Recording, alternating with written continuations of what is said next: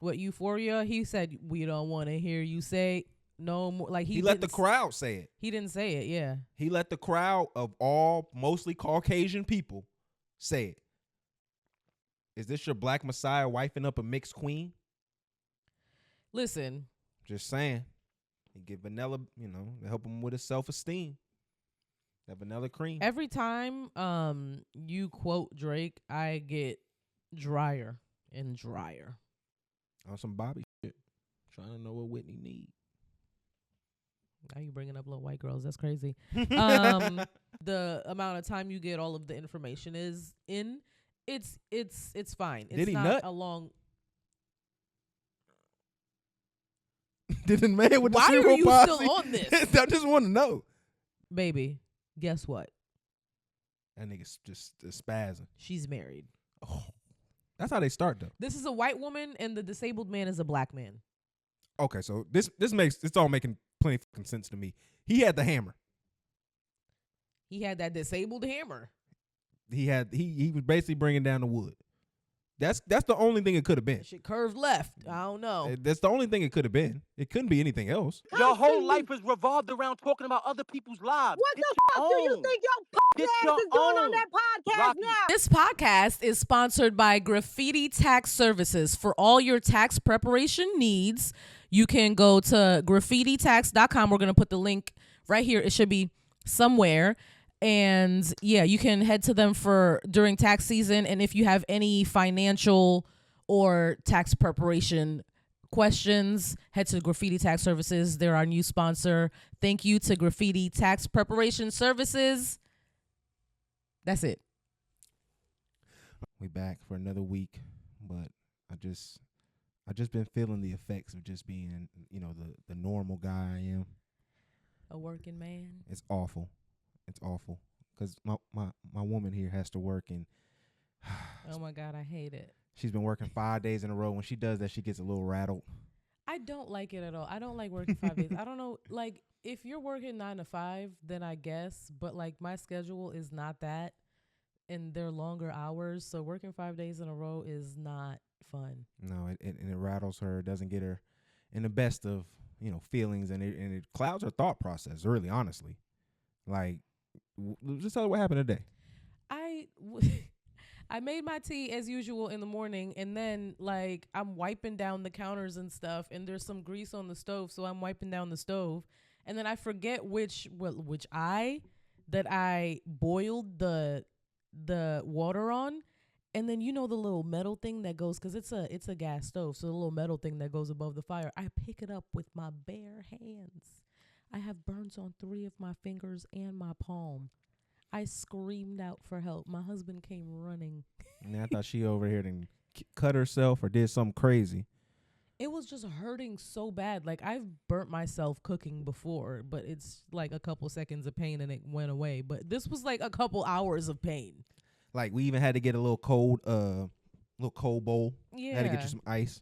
You put some ice in a bowl and some water. I dipped my hand in it. She had to sit that thing in there for a minute, too. Because, yeah, my hand was just, like, hot. Like, I could imagine it was throbbing. Yeah, and it's burnt, like, white on one of my fingers. So that's a 3rd-degree burn. I did a Google on that. So if that doesn't heal within, like, 2-3 weeks, which it would normally, I need to go to the doctor. I can only blame myself, man. If I was better. I wasn't thinking correctly. If I was a better man, this wouldn't have happened. I was delirious after days of work. That's the only truth here. So I got to step it up because I can't have you having to work 5 days in a row. And I had to get up early for a meeting, like a call, before I went in. So it was just like, why? They had her all out of her loop, all out of her element. Yeah, I should have been asleep at that time. No, like I said, that's my fault. I got to take that one. Are you tired of paying a lot of money for your vacation? My name is Shirley Proctor, and I am a partner with Tavodian, a traveling membership group. I can help you save time, money, help you and your loved ones see the world.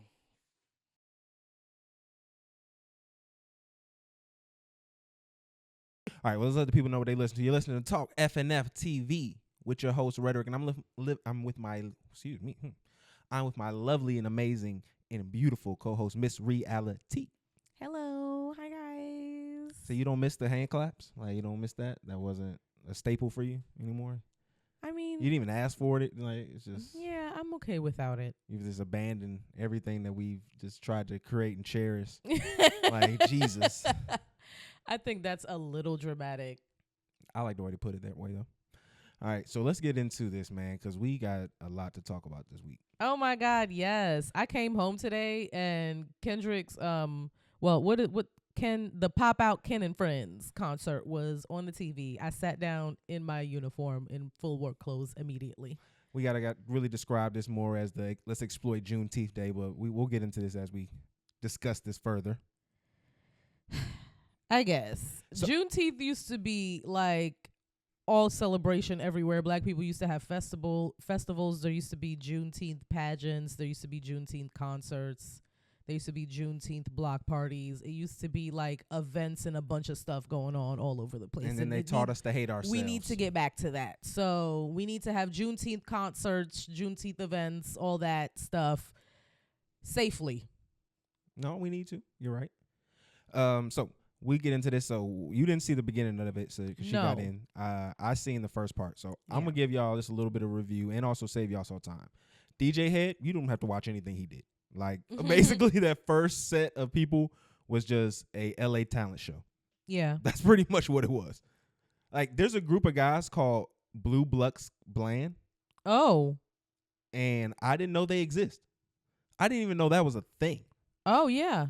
The song they performed was Walking In. So it was a whole bunch of like early West Coast niggas, like guys that I didn't even know. A lot of gang affiliations. The only person I recognize out of all these people is West Side Boogie. Yeah, a lot of people were giving it up for him when we was talking about it because we had a little live space going on at the same time of it. But no, we was talking about, Boogie. Everybody knew. A lot of people knew who he was. I wasn't too familiar. But again, like let's just kind of just step right here with just where the West Coast sound is. Because if these are the guys that are on the ground floor with it, we can just say. Because they're the early opening acts. The West Coast is in a bad place. Like, this shit is not good. I wish I was able to watch it before we did the show so I could give y'all my valid opinion on it, because I didn't watch it, so I have no idea. No, it was just not good. And like, I want to kind of not all blame it on them, because Kendrick, you and Dave Free, who executive produced this, y'all are thieves. Y'all had the worst audio setup for these gentlemen. Like this, like if you're there and all you can experience it a different way, but when you're on a stream, the way they had it set up, you're like listening through the cameras. So it's not like it's a direct line from their audio to what you're listening to. It's just you're listening to the environment. So you hear the sound bouncing off of everything. You hear just feigning little hearing. It was just awful. Then you could tell nobody could hear themselves in the headset. Like everything was just off. Yeah. I came in at the tail end of Tyler the Creator's set, and then Roddy Ricch was the next person to perform, and he definitely before then, let's give it up for Tyler, because Tyler is when the actual concert started. Tyler is a performer, so every time he gets on the stage, everyone's gonna have a good time, because he's not just gonna get up there and walk around. Tyler has never been. Okay, hold on, I lied. Before we get there, Steve Lacy did get that shit jumping. Well, Steve Lacy is an R&B. Yeah, but artist. when he played his hit, them white folks started dancing. I wish I knew. Oh my God, you would have thought it was. I wish I knew you wanted me. You would have thought this was a Disney Frozen movie the way they was acting. What you do? Because we got to talk about that too. I would have been. One of the themes that we're going to be talking about just throughout the whole conversation is going to be the crowd, because the crowd was heavily a Caucasian and looked like Latino base. I saw a lot of discourse about that on Twitter, and I saw people saying that Kendrick should have made the tickets only available to black people, and I was like, how would Kendrick have done that? No, he needed to do like the dude off of that vampire show you watch. Just put the colors only sign up. For colors only, no whites allowed. But no, it's just very apparent, especially when you're kind of watching it, and you also see that it looks like they did a concerted effort to make sure you saw all 12 black people that were there. It wasn't just 12 black people. Like, I was looking at the crowd. It was a good mix of black and white and Latino people. It's California. It was mostly white people. It looked like California. It looked like the Valley. It looked like Bel Air. It looked I like, don't agree with that. oh my goodness, it was all of the suburbs. San Diego looked like they came out. Like that's exactly what the crowd looked like when they did the wide shot. Because like I said, everybody really wasn't filling in until later on in the show. But when they do the wide shot, you see like this is a crowd for a particular group of people who could afford this. Like it's not for Compton. This was not. It's not bringing no outreach to Compton. But no, Steve Lacy did his thing when he got up there. Tyler, the Creator, phenomenal. Yeah. I'm talking one about of my favorite artists. I'm talking about he had the guys in my space acting like Gerard Carmichael. Yeah. Like they was acting nuts when he got on stage. I don't know if like a lot of people have been exposed to Tyler and his level of artistry for that long, but like he is amazing and he's not been your typical rapper his entire career. Like his concerts have always been him jumping around, him jumping in stages, him jumping off stages, mosh pits, like all of that. He's amazing. And again, they were in the Forum, so this is the place where Kareem Abdul-Jabbar was doing hook shots and winning championships. Oh. This is a very small kind of encased environment. Like it really looks like a basketball court that they just had people surrounding it, like an old school gym. Mm-hmm. So there wasn't much that you could do. Elevated. There was very limited in regards to a lot of the people's performances. It was like a big ass rectangle. Yeah. And like I said, there wasn't much going on stage. And I think that took away from it, that there wasn't really much dancers. People weren't really kind of enjoying the music to help other people kind of get more captivated. But when Tyler got on stage, that shit changed. The energy in the room was electric. Like he took control of the crowd and said, hey, this is my man's show. We about to really do this for him. Because you know he's a white whisperer. White people have been going, Tyler shows have been majority white also his entire career. That's why I've never been to a Tyler the Creator show. They scared me. Them crazy white boys. I was feeling bad though. Swinging their arms all over the place. I felt so bad for you because he literally was like finishing his last song when you came in. I was so sad. Like I sat down. It was like the last 15 seconds of his show, that his set that I had caught, which is like, and it was crazy too because watch it again. The change went from like disparage gangbanging to like Black Boy Joy and just like one note. Because he performed What's Your Name and Earthquake. And I'm not even familiar with the first song, and that's what got everything jumping. I heard Earthquake before, but I'm not familiar with the first song. And What's Your Name? The way it had me jumping. Like, I love that song. Tyler is amazing. I was ready. I was excited. Tyler is like top 5 for me. He really had changed the whole like way that the show was going. Yeah. Because at first this shit was a 4-pack of ass. Like again, skip the DJ head part. He did nothing. He brought nothing. It was awful. Tyler's gonna change how music is going. Love him. So and then after Tyler was Roddy Ricch. Okay. Now let me describe this. So first there was a little like tribute to Nipsey Hussle. So they played Perfect 10 and Last Time That I Checked. Mm-hmm. And then Roddy Ricch performed. So let me explain what happened with Roddy Ricch. Roddy Ricch shit was funny. So what was the first song he performed? He performed Racks in the Middle. Nobody in the crowd knew what the fuck that was. It was a Nipsey featuring Roddy Ricch song. I'm just saying. So nobody knew the song. The crowd was like, who is this? And then he played The Box. And then he played Die Young, which more people know, but it's more of like black people know that song. When he played The Box, that's the name of the song, right? Yeah, The Box, he played that. Everyone. You could see every white person's face say, oh, that's that nigger? Why did you have to say the hard R? Well, that's what it felt like. Wow. They were like, oh, Go ahead, continue. That's the colored boy that sings that slap. That's really what it felt like, how their energy changed. I also felt like Roddy's energy changed when he was performing The Box versus the other two songs. They fixed his headset. He seemed more hype. There was more like pyrotechnics going on and stuff like that. He was hopping around.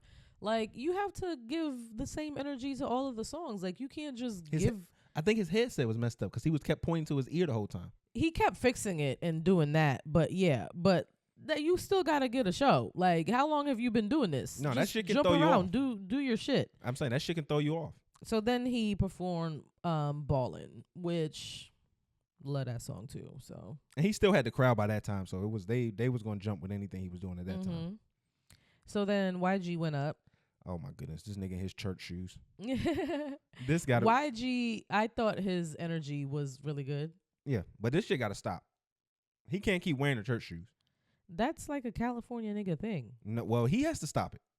It looks awful every time he does. You it. telling all California niggas they need to stop it? Please. Look in the camera. Look in your camera. Please, and tell Californians. No. Don't do that anymore. That's just, it's over with. Y'all had your moment with it. It's cool now. We don't have to put on the grandpa shoes when we go outside, yo. And YG, I saw what you did, man. You played that Drake song. Which Drake song? The one him and Drake got. His feature with Drake. The one he got Drake featured. That was like the second song he performed.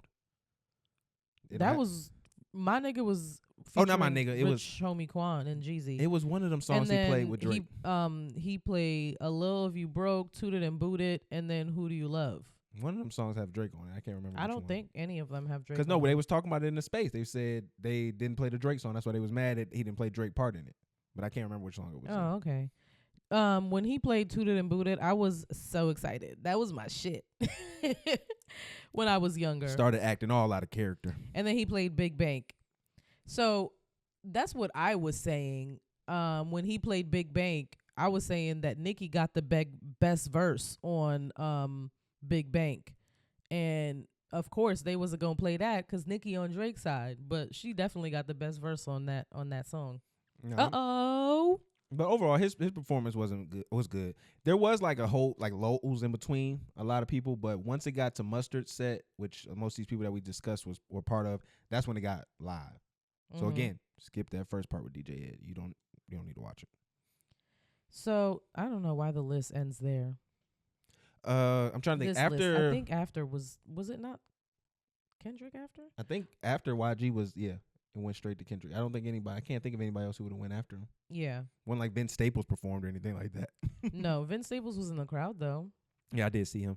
Saw LeBron. They did a pan of all the black celebrities and black people, just because, like I said, it was an easy thing to do. Easier to get as many black people were there as it would have been to try to not. But after that, Kendrick comes out. They do the Kendrick and Friends set, and man, this motherfucker started with Euphoria. Yeah, I was defeated at that point. As soon as I came, I was like, we got to throw the OVO flag right now. I was wondering if he was gonna perform any of the songs from the back and forth, the Drake beef. Knowing Kendrick, I assumed he would. I didn't think that he would give us as much as he did. So let's get into it. As soon as Euphoria came on, I was seated. Sat up and seated. I was like, oh shit, let's get it. I was distraught. I knew that the OVO team was down bad. Yeah. There was no recovering from this. No way possible. But no, like I said, I will give this, and I'll be honest with it. Like I said, I'm not the biggest Kendrick fan. His performance, I would give it a B+ overall. But the parts that needed to hit the Drake were all A+. Mm-hmm. So the Euphoria, even when him and Absol were doing the 616, then he had, what else? Then They're Not Like Us. But you can get into the songs that you like, because he did have Dr. Dre, which was dope. Yeah, so I'm trying to find like his list of sonons. Yeah. They probably don't have that up yet. No, they don't have that up yet. Like I said, we should have been taking notes because I thought it would be up.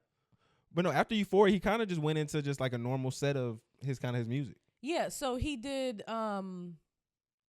He did the We Gonna Be All Right. Yeah, he for sure did that one. It was funny. He did Element. Yeah. Well, it went Euphoria, DNA, Element. Yeah. So the DNA one it was Ryder. Yeah. Everything he did hit. But still the audio, I could tell it hit with the crowd. The audio still didn't hit. Like I tell, bro, it was probably a $600 box they needed, and they would have made that audio sound so much better. But he was also just he was switching up how he was performing, because he was just not saying a lot of words, just straight up Well, the one thing that you kind of have to give credit to him for, even if you are a Kendrick hater, was his performance stamina the entire time. He was at least able to stay with what he was trying to perform with. It wasn't like he was letting the music play in the background and he just rap over the already playing song. It was just a beat. Mm-hmm. And he went in, and for the most part, that probably was another A+ part of the performance. Yeah, because he's a performer. He's not gonna do the karaoke shit. He did look like a school shooter though. He did. I don't think He looked like a Mario version of a black school shooter. You gonna get that off the way you want to get that off. He did. The way when I was looking at him, I was like, his stylist trying to make him look tall.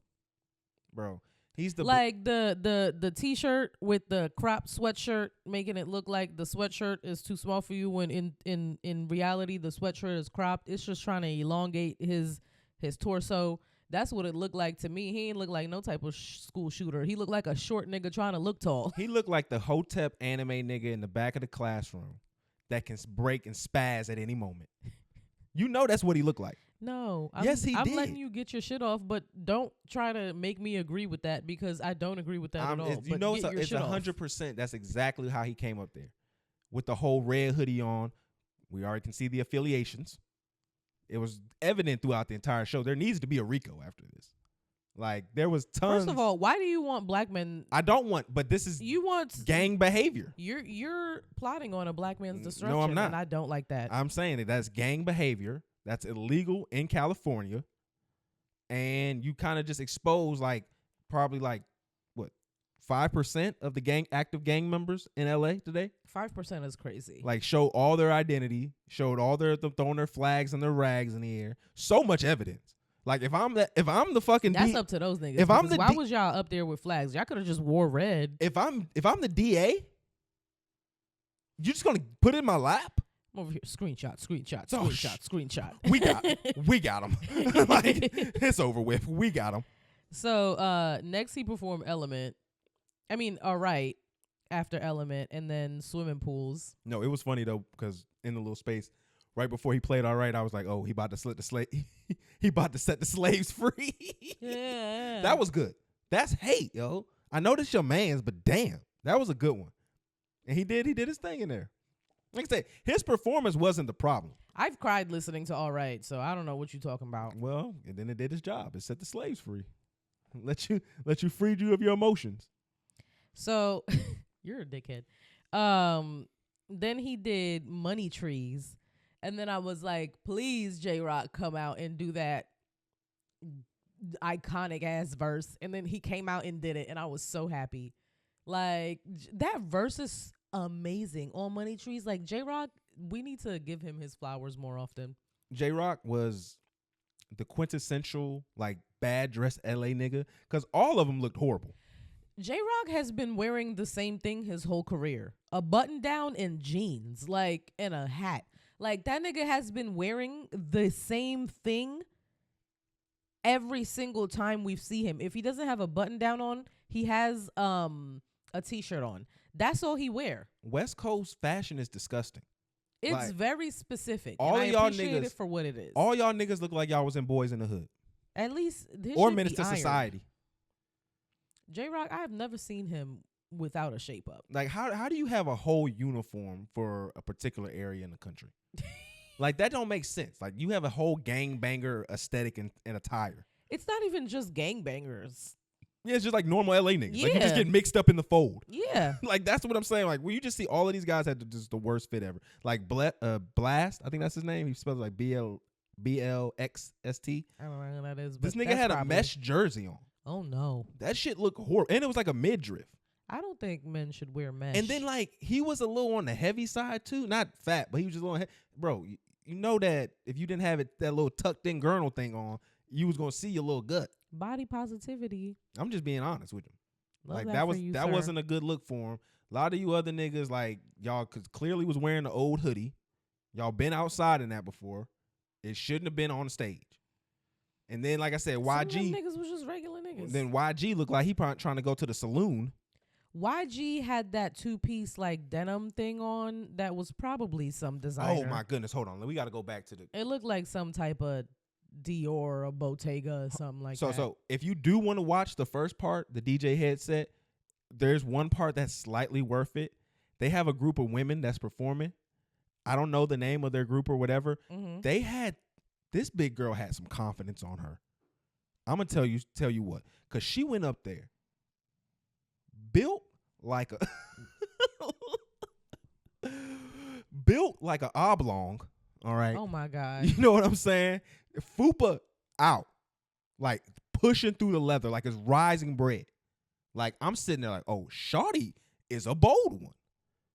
Talking about it was the fupa in the front and then the washboard behind on the back. Oh my God. She was out there giving it up. I'm sitting there like, you, girl. You got some confidence on you. Cause man, Don't listen to him. that shit was built like a hippopotamus. Oh no. Oh my bad. That was messed up. I was laughing when you said that. Like I was laughing at that. But no, that might be worth it to go see in the front. But what else? Get back to Kendrick. Okay, so after Money Trees, he performs Win with J-Rock, which isn't my favorite song. I hate the hook on that song. I hate repetitive hooks. Your boy Absol got on stage too. Yeah, so then after that, he does King's Dead. And then after that, he does No Future. Yeah, No Future. And then after that, he does 616 in LA with Absol. And I love Absol. Absol was my favorite rapper for mad long. And then he took a while to drop an album. So I moved on to Smino. It was a little touching moment there. It was. They were like right there, like brotherhood, black male brotherhood. And I don't remember what disease Absol has, but he has like some type of degenerative disease, and he's been slowly losing his sight for some time now. So that's why he's always wearing the sunglasses, because he's really sensitive to light and sun. And there was a part where Kendrick was directing. He was like, "Where are we going, nigga? I can't see." Yeah. And he jokes about it, but Absol has been through a lot. Yeah. And he's an amazing artist. After that, he does Collard Greens, and Schoolboy Q comes out. So Schoolboy, Absol, J-Rock, and Kendrick are all on stage. Black Hippie is on stage, right? I want them to do what's the terrorist threats? Or I want them to do what's the name of that song? Damn, I forget the name of that song. But there's another, like, I want them to do like a black hippie song, but they don't do one, and then they go on to do that part, which is Schoolboy Q song. And I was so disappointed. That was the only thing I was disappointed about this whole concert, is that Black Hippie didn't do like a Black Hippie song together, because why wouldn't you? And then Kendrick said after Schoolboy Q came out, like, Black Hippie is on stage. And then I got so excited. I literally was like flailing my arms in the air. And then they went on to do that part. And I was so sad. So then after that, they do King Kunta, which is my shit. Honestly, King Kunta is my shit. King Kunta in front of a white crowd is crazy. Bitch, where you when I was walking? Because we're not even going to talk. Okay, keep going. Yeah. Then he did Mad City, Humble. I was twerking in the kitchen when he was doing Humble. No, we need to break it back, because we already missed this part. In Euphoria, where he tells them, we don't want you saying nigga no more. Mm-hmm. Whole white crowd is telling Drake, we don't want to hear you say nigga no more. Yeah. Kendrick, that's crazy. Did you notice that Kendrick he was saying like 25% of the niggas in the lyrics. He wasn't saying all of them. That shit's nasty. He kept like, that shit is nasty. when he was performing Euphoria, he said, we don't want to hear you say no more. Like he let the crowd say it. He didn't say it, yeah. He let the crowd of all mostly Caucasian people say it. Is this your black messiah wifing up a mixed queen? Listen. Just saying. He get vanilla, help him with his self-esteem. That vanilla cream. Every time you quote Drake, I get drier and drier. On some Bobby shit. Trying to know what Whitney need. Now you bringing up little white girls. That's crazy. He did, and then he did Like That without Future, of course, because Future wasn't there. And then Dr. Dre comes out. So Dr. Dre comes out. He does Still Dre and California Love. So we got to point out, because we wouldn't be the show we are if we didn't. 2 domestic violence people allegedly on stage together. Yeah. Being celebrated. And we know that Kendrick and Dre have been close since Kendrick's early career. So, I wonder what else they have in common besides the music. Hate that. We're just gonna step off that. We're not. Yeah, we are. We're not gonna have the conversation. Dr. Dre is leaving, and then Kendrick is like, "You don't have nothing to say to the crowd," and then Dre's like, "Oh yeah, let me come back. You right." And then Dre goes, "Shh, I see dead people," and I threw myself to the ground. So Kendrick debuts for the first time ever, performs Not Like Us live. He stops at A minor for mad long, runs it back, stops at A minor again. I'm like, wow, runs it back. I'm like, this is the last time he's going to perform this song. No, it is not. He proceeds to perform the song at least 3 more times, right? They stepped on Drake's grave. That's all this was. He literally was like pummeling his dead body. It was like kicking a man when he's already down. Yeah, it was not okay. But it was just so like. But the camera work was what was nasty. When they went to the wop, wop, wop, wop, like just the cuts and all that shit. Yeah, that shit looked crazy. Like I said, they made this nigga like he was like 6 feet tall. Yeah, they always make it was Kendrick good angle. look taller. They said they gave him some good angles. Yeah, I can understand why they were trying to help him out. They kept him away from people. Everybody was hunching down when they got close to him to make him look bigger. I seen the play. I understand when you a dude of his short stature, people will bring themselves down to your level so that you feel comfortable. I've seen it happen. So, yeah, he performs Not Like Us. I think 1, 2, 3, 4, 5. He performs it 5 times and then he runs it back for the instrumental the last time. The 4th time he played it, I thought it was gonna be the last time, and then someone in the crowd, I think, goes, "Run it back," and he was like, "Run it back, all right," and then performs it again. While a bunch of people are getting on stage, like... Okay, I'm going to ruin it for y'all. That's part of the plan, okay? They have to get people out at a certain time or they get charged more money. That's all part of the plan. Yeah. There's no second wasted or... Listen, before he performed Not Like Us, you said, jokingly, that he was going to perform it 5 times. Yeah, I did. And you weren't off. Like, and I was like, yeah, that would be... very Kendrick of him to perform it over and over again, like hammering it in.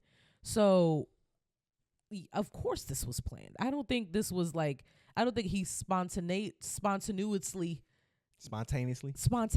Thank you. What the fuck? I don't think he spontaneously performed it that many times, but like, I love it regardless. It felt like a cultural moment. I wish I could have been at that concert, but I don't live in LA.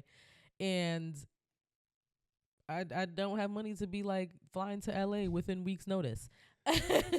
No, I mean, a lot of it did resonate. I mean, you can't, Kendrick plays and plays to that and appeals to that kind of part of you that, especially when you're like a black person in this country, you think about a lot of the things and the history that's happening to this, got us to where we are today.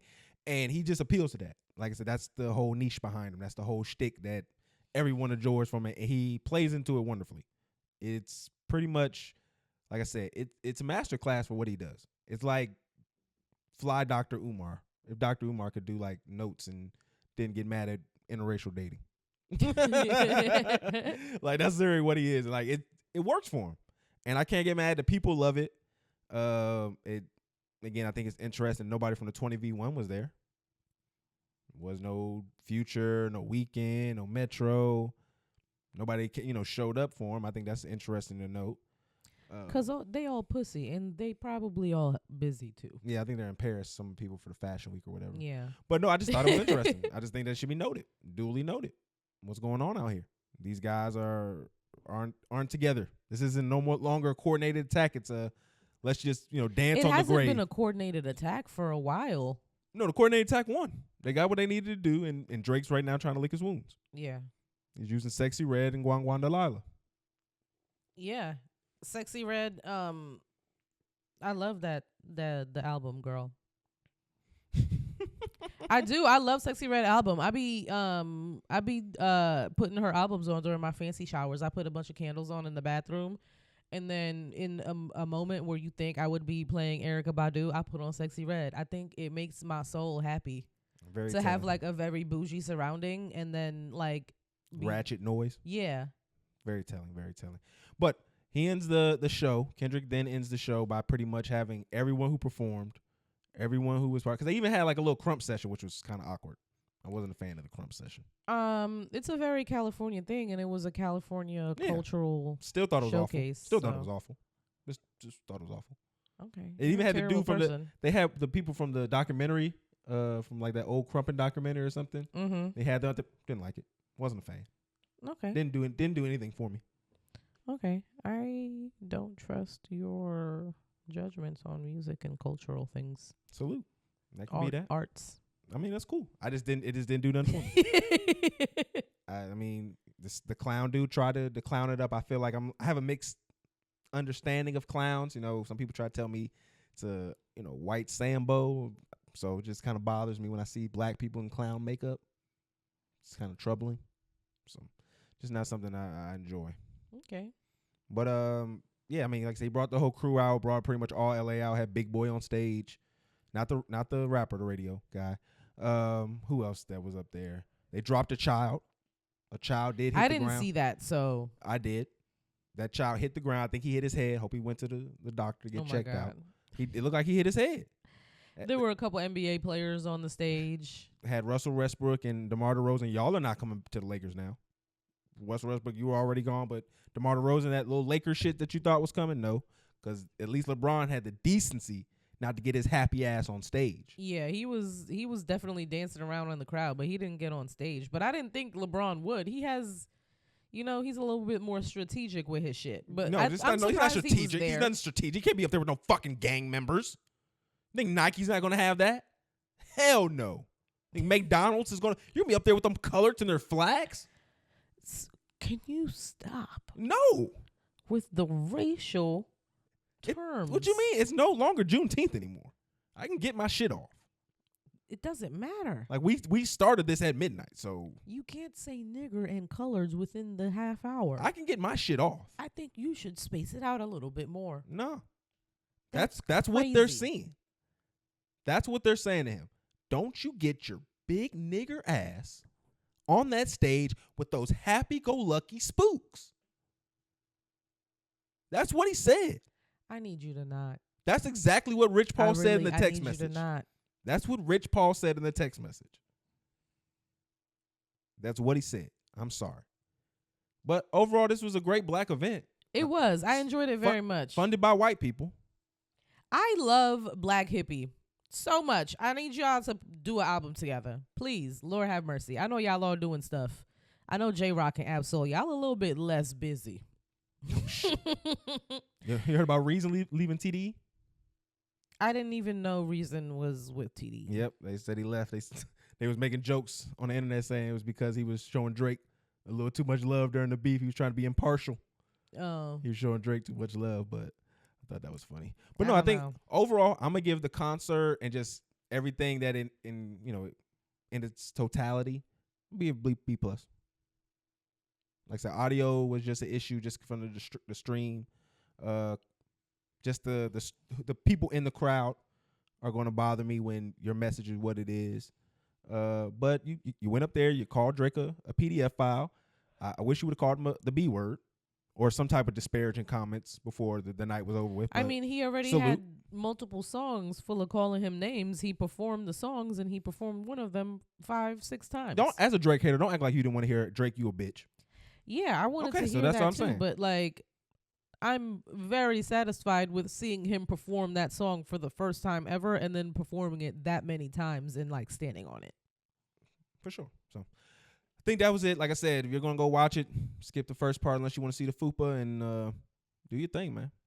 Shout out to Kendrick Lamar. You won this bout, but the Canadian will be back.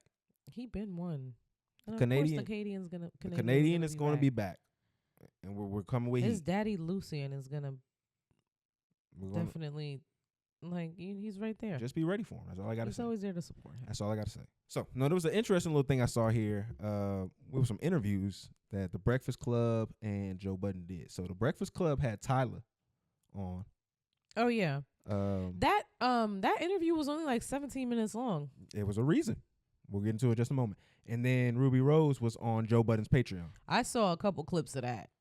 Okay, so let's get into just the overall. I tried to go watch it, but I guess couldn't find it because it's on Patreon. Let's get into what you were talking about with Tyla. So you said it was a 17-minute interview? Yeah, I didn't watch it because it was so short. I was like, okay, she obviously doesn't have that much personality, and then I just didn't watch it. So that's hate. But what happened? Really, really pretty girls don't be having that much personality. But I guess what happened was they received list of questions not to discuss or ask her about. Mm-hmm. Charlemagne, knowing who he is, he's going to ask her. So there's a clip of him asking her the question, and then her producer, I'm going to see if I can find the clip. Or her manager, or producer, or whatever, whoever's in charge of Tyla at this time, basically shut all that shit down. About your identity as a South African colored person. What does that even mean? So she shuts up.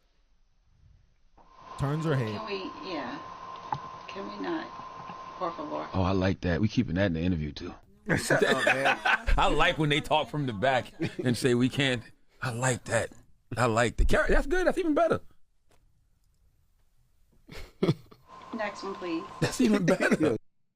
So basically what was going on there, like I said, she was mums the word on anything that had to do with that. Because I guess she's South African? Yeah. But she's also like some Indian in her and stuff. She looks like an Indian girl to me. Like when I see her, she looks like kind of like the more preferred looking Indian girls that you see them pick out of the movies. But she looks like an Indian girl to me. The preferred Indian girls be looking whiter than that. I mean, I'm talking about not complexion wise, just face structure. Yeah. And like hair qualities and stuff like that. That's what I mean. She feels like a Bollywood type of artist that just for some reason she attracts more of a black audience. But they use like terms like colored out there. Mm-hmm. And they have different concepts of race. I don't think she should have been, I guess, scared to talk about it. No, she should have just, I mean, we can easily do a Google. So if you're that interested about race in South Africa, then you can just look into it yourself. But she can just take the opportunity to educate people. Yeah, I mean, it's not her job to, but I could just see where it's like, you could have just been like, hey, we discuss race differently and we just use different words because I'm literally from the other side of the country, or the other side of the world. Colored is like they're black. Yeah, it's just a normal conversation. It's the same shit. Like she is an African woman. Obviously, she considers herself African, of African descent. She knows she black. So what do you think she's not trying to say that she's not black? So what do you think in situations like that when folks are on podcasts or doing little interviews like this? What do you feel like is the best way as the artist or the subject of the interview, like, to handle this question? Do you think she did a good job? Because to me, that's a nasty way of looking controlled. Yeah, it is. It does look like she's controlled. If there's a list of questions you shouldn't ask, then professionally you shouldn't ask those questions. Fuck no. You think if somebody gives us some questions that we're not going to ask, that I'm not going to ask every question on that list? Then we might get a 17-minute interview. I'm just saying, we got to have journalistic integrity. The reason why the judge is saying don't ask that is because there's something to be answered here. But isn't journalistic integrity respecting your source? This isn't the source though. We're over here getting information from her. Well, it's an interview. Yeah, we're not doing fluff pieces. My thing is, we're wasting our time if we end up here and do a fluff piece with somebody. I think the better route, if I really wanted to talk about something that was on the list, would be like, listen, this is a safe space. I'm not trying to attack you. I'm trying to give you a platform to explain these things that people really want to get to know about you. So take this opportunity to use this to answer all the questions that you don't want anybody to ask you. And I think that's a better, more professional way to hone better relationships down the line too, and get better interviews and make the person that you're interviewing more comfortable, because these are human beings. Well, I think you're assuming that I wasn't going to come at the question tactfully. I'm still going to come at the question tactfully, but the question is going to be asked nonetheless. But if you agree to not ask the question and then we sit down, cameras are rolling, you ask the question, but then that's the not person how it is, feels though. It's not agreed. blindsided. It's not agreed, though. That's not what they do. They'll come in and say, hey, we've already set the interview. We already got the date. We're coming in moments before the interview or a few days before and say, hey, these are the questions we ask you not to ask. Is that not a normal practice? Yeah, for sure. Keyword, ask you not to ask. Mm-hmm. You can't tell me to do nothing on my platform. And the fact that you're sitting here putting it out there. You can still take the opportunity and ask the question. Yeah, like I said, that doesn't. I think when people hear like that abrasiveness from like someone in the field, they automatically assume that you have like ill intention, like that you want something bad. Because this goes into the other interview with Ruby Rose. So in that interview, she never talks about Druski. They never ask her about Druski. They never bring it up. Pretty much one of the most popular things about her is that she was at least aligned with Druski at the moment. That's just wouldn't legit. say that at all. At this time, yeah. Besides her OnlyFans? Like, besides what she looks like. Yeah. What she looks like is the most popular thing and has been the most popular thing about her since we've known her. Her being attached to Druski has been like the thing for the past 2 weeks. It's not really been a thing. But if you have her on your Patreon or in an interview within that time frame, that should be a clear question to ask her But they about. haven't had Druski on. Well, okay, it doesn't matter. We're just talking to you, and what's the most... I'm just saying. If you type her name... better look for Druski than it is for her. Like, it's not... She's with the poppin' nigga. Well, He's with the poppin' girl. Well, we about to talk about Druski in a second, why that's not the case at all. But right now, she's would probably be on his relevance, if anything. But no, I think that's just a weird not to even bring up that conversation at all in your interview with them. Mm-hmm. Like, that's just not, to me, I don't care how you kind of view yourself. People want, especially celebrities, then give us that information. Spill the beans. Mm-hmm. But I feel like in our position and what we were doing, I think it's very important that we don't pussyfoot around shit. Like, we should be straightforward in trying to get the information when these folks are not our friends. These folks are subjects that we're studying in our particular conversation. And if you're going to try to like stop that kind of science to be done, then we don't even need to have a conversation. Because the conversation is to get to the points of the questions that need to be answered. Mm-hmm. Also, she does something that's really nasty. I'm just like, this shit that she's on, I'm just not a fan of it. Like, it's so gross. So she's like trying to kind of clickbait this underage shit. So in the interview with Joe Budden, she said, no, for real. I saw the clip. I just had a completely different... She says that she was like 16, 17, 18, or she don't remember what age she was when she did the Bad and Bougie video. Mm-hmm. So I checked the internet. Bad and Bougie video came out 7 years. You're 26. You couldn't have been no more than 18, 19 years old in that video. But now you're trying to make black men who were the leads in that song look nasty. Mm-hmm. And you're doing it for clout. Because this is not the first time she's done or said anything like that. She did that with on DJ Vlad, where she brought that up, where she talked about being underage, where she might have been underage with some of these gentlemen. Yeah. I'm not going to act like she wasn't. But I feel like that's just gross to try to use that as like clout conversation to get your name into the buzz in the media, trying to look. And then she tries to make the shit like it's cute. I don't want to I don't know. It is weird if you're mentioning it not from a place of like trying to warn women or not trying to tell us from a place of like you've healed from this or you're trying to heal from this. It's just like a thing you're bringing up to try to get people to click on your name when you do interviews so that you get more interviews. That's weird. But I also like if she's someone who's been hypersexual for a very long time for whatever reason, like I don't know how her brain works. It might not work the way it should. Well, I mean, you know my adage, so that always applies. Like, maybe she thinks that, like, this is cute for some reason, and it's a dangerous mental state to be in. I just think that she's trying to make it look appealing to other girls that are going to be younger and listen to her, and that's who pretty much look up to her. Mm-hmm. If anybody's looking up to her. Yeah, who is looking up to Ruby Rose? Like, you There- can think that she fine, but like looking up to Ruby Rose is crazy. There's plenty of girls, young girls, who want the attention that she has, and she's all on their walls.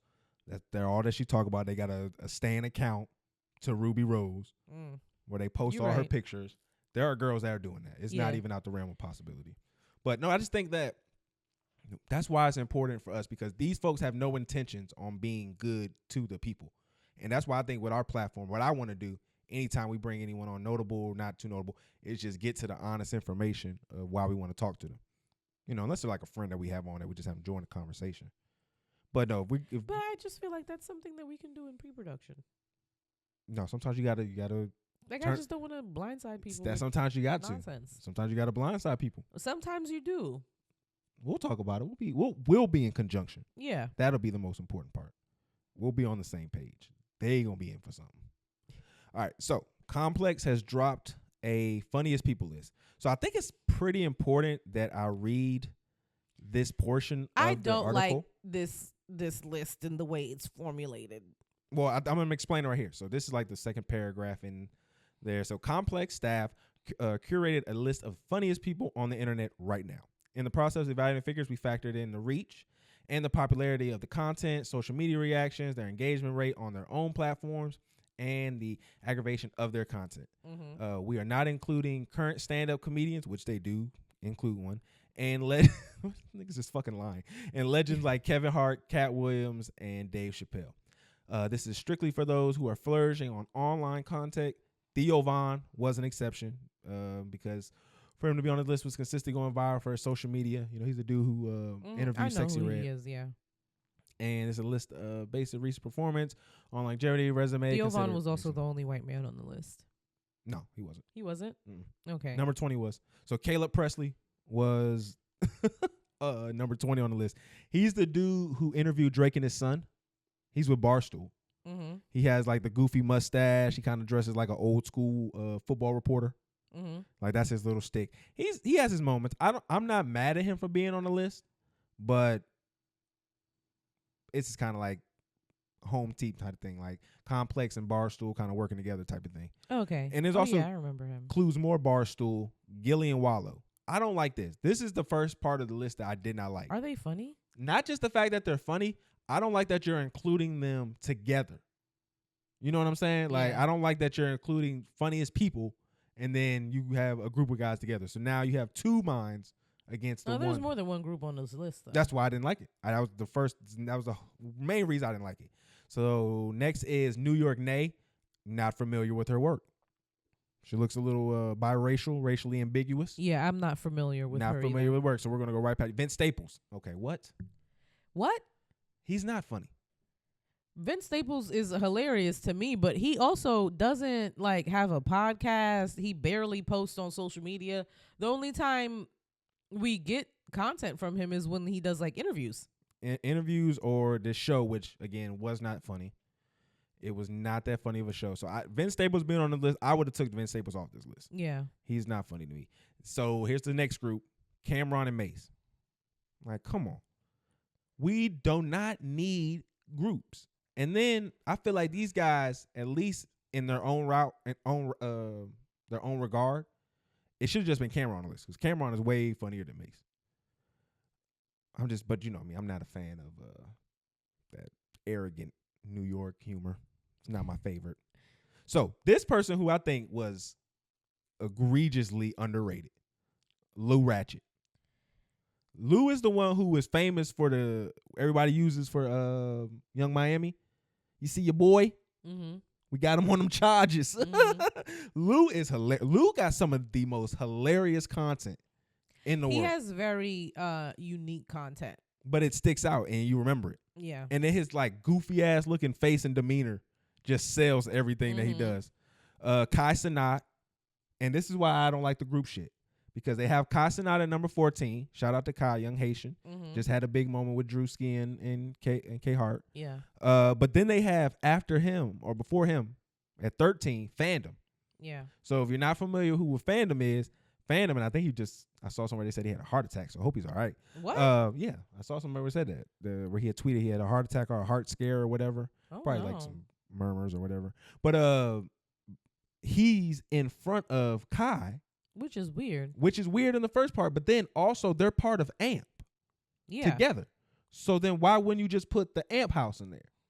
Well, all of them do have like their own shit. Yeah, but they also still all work together. That's what I'm saying. It's just a weird way. So then the next one is Zoe Spencer. I think she could have been a little lower. I think she was a little too high. Well, I've seen her content before, and she hangs out with like the AMP niggas and all that stuff. Like she's part of that same like group. So her being grouped together with Phantom and Kai makes sense. Yeah, I would have put her just a little bit lower, just because the only thing I've ever really seen her do was the little balloon shit, and it was just like, okay, it's not that. It wasn't all that funny. I think she's funny. She's like she's very aggressive though. Then I think he was extremely too high. Lou Young. I think he is like a PR darling when it comes to this like social media humor shit. Yeah, I've never seen this man before. I think he's the guy that you can get that's relatively famous, like in regards to numbers. Oh, he's the one that did the Shannon Sharp shit. That was funny. He did that, but he does really safe humor. Yeah. It's not very like, we're going to take some chances and hurt some feelings with this. It's very like, okay, we can bring him in, but we also know we can get him at a good rate. Probably hurt Shannon feelings a little bit. No, I don't think he That's did. fine. That was real timid. Then another group, but then this is fucked up. 85 South Show. Yeah, and they're all stand-up comedians. All stand-up comedians, which wasn't acknowledged in the Complex article. Again, shitting on these boys, but the white boy gets to made, specific that he is stand-up, and we just made an exception for him. But again, I don't like, the group shit. Then you got Malik B. Is he not a stand-up comedian also?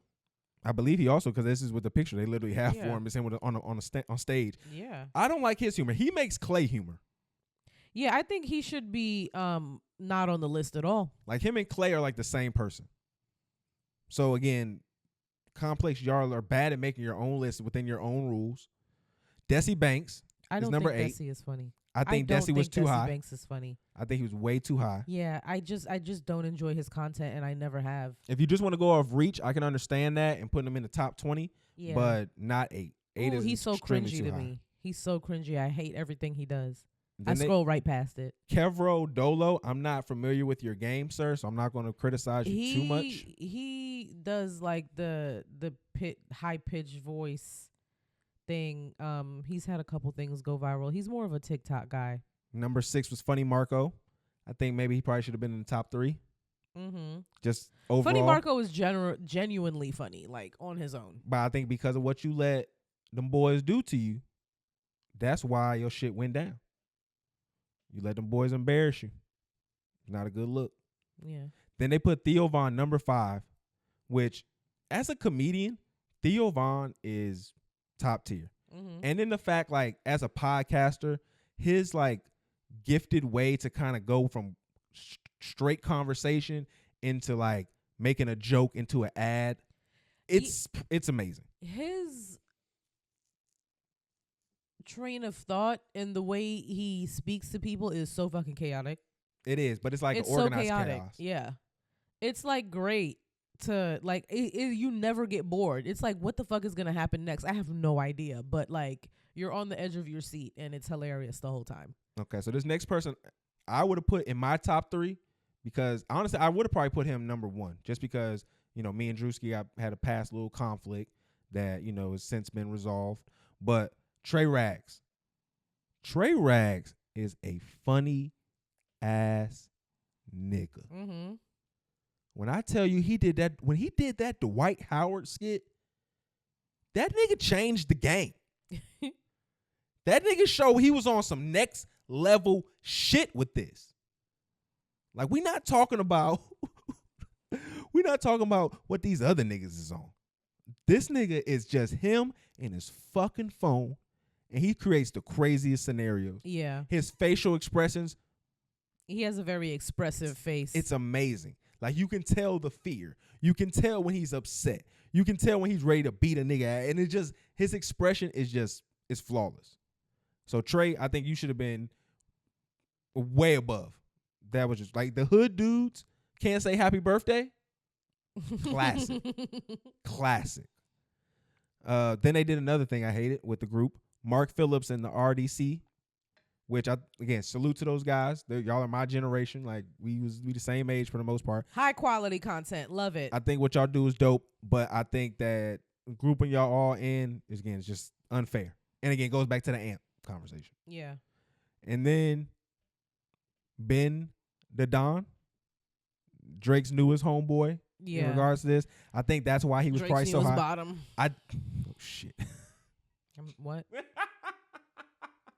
Calling that nigga Drake newest bottom is Him sick. and Odell broke up. Now that's his new boo. He got a type. He love short, light skinned niggas. That's crazy too, because I have a homeboy who looks just like this nigga. Like I'm talking about spitting image. So crazy. But Ben is I don't think he's number 2. I think he should have been lower on the list. Did you see that his interaction with Kevin Hart? When Kevin asked him what he wanted to do and he told him he wanted to act, and then that nigga said, "Oh, I can see that." And then that nigga Druski like, "Man, I hate when rich niggas do that shit." He's like, "Nah, nigga, help us, nigga. Yeah. Help us." Druski had Kevin dying the whole stream. But he's always made Kevin laugh from what I've been told, and Kevin has always been on him on getting on stage. He wants him to do stand up. Mm-hmm. But Druski hasn't done Druski, stand-up. no, that's not his. Druski not built for stand up. Druski's a funny nigga. Druski is a unironically funny nigga. Yeah, he needs to be like a personality. Just like a person. That's what makes you him need funny. to host things and whatnot. Or he can write for people, but Mm-hmm. I don't think he do can roasts, maybe, probably. I don't think it's verbal. I think he can write scenarios and situations, and then he has the skill to improv it and make it into something. I feel like he'd be good at a roast. No, unless somebody wrote it for him. I don't think so. Okay.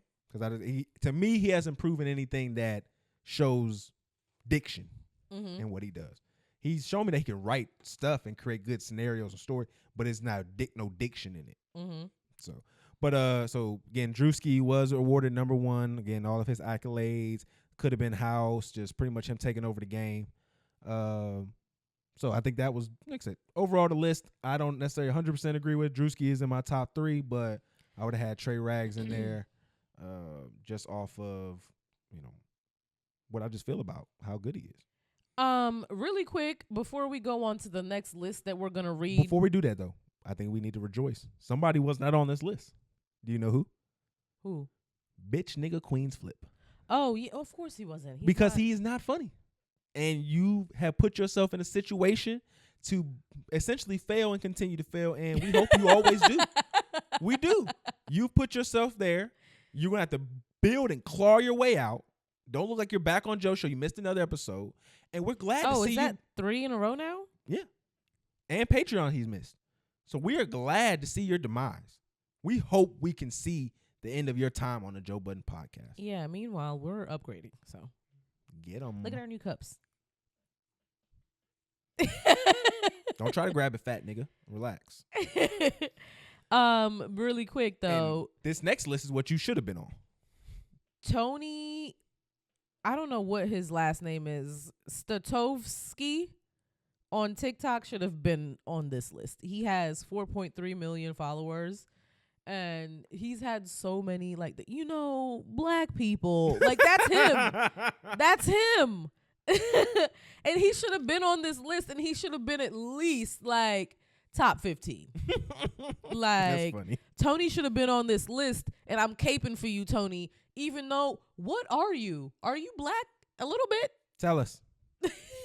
What are you, Tony? I feel like Tony got black cousins, though. Probably. He has like dark skinned cousins. Were they on? Have he had them on? I don't know this guy. Has he been on? Have they been on his content? He's like shown them. What does his hair look like? I feel like that's how you judge a person. He got a long ponytail, like it's curly, like it's wavy. Open. He curl? looks like Albanian or something. He literally just put something up and he said that he should be in a Head and Shoulders commercial. Look at this it is curly. It's very curly. He looked like Mongolian or something like that. Yeah, that's Caucasian, man. That's more Caucasian than he is. Yeah, but he got black cousins. Well, he ain't the black. He's not the black, but he's raised around the blacks.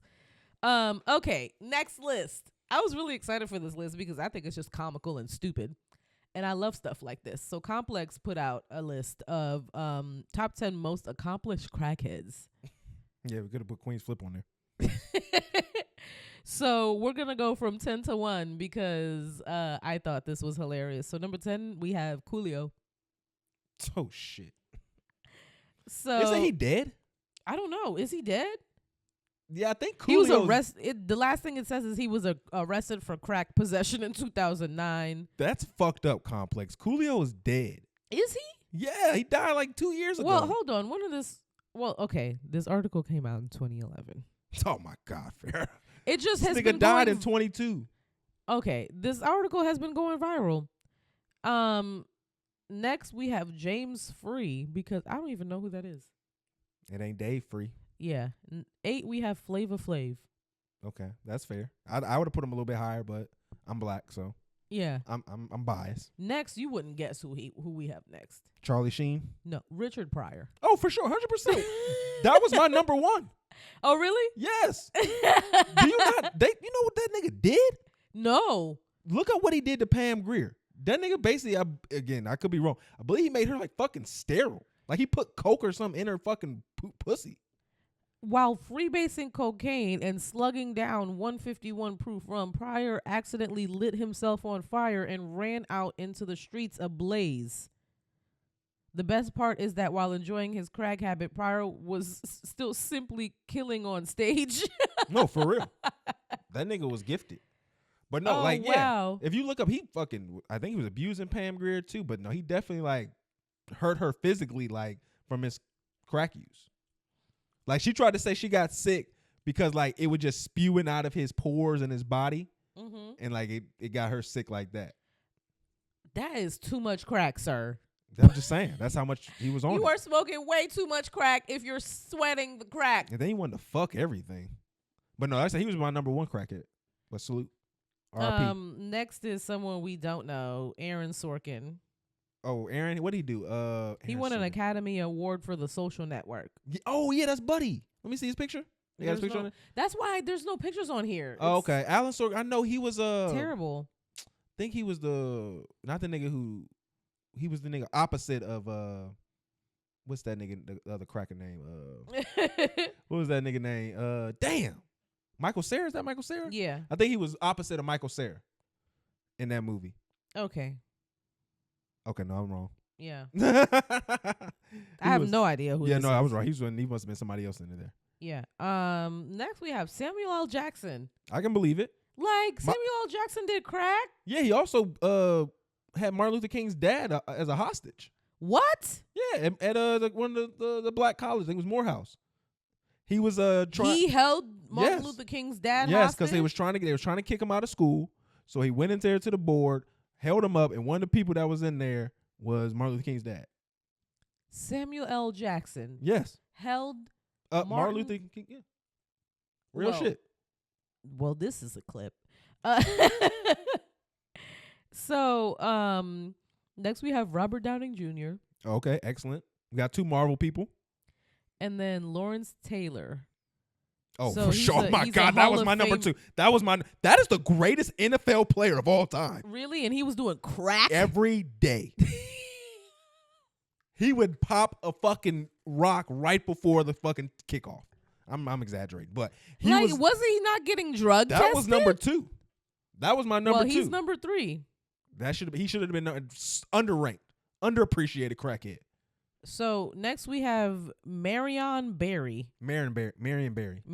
That was the DC mayor. He was my caught number 3. smoking crack in an FBI in police sting. Yeah.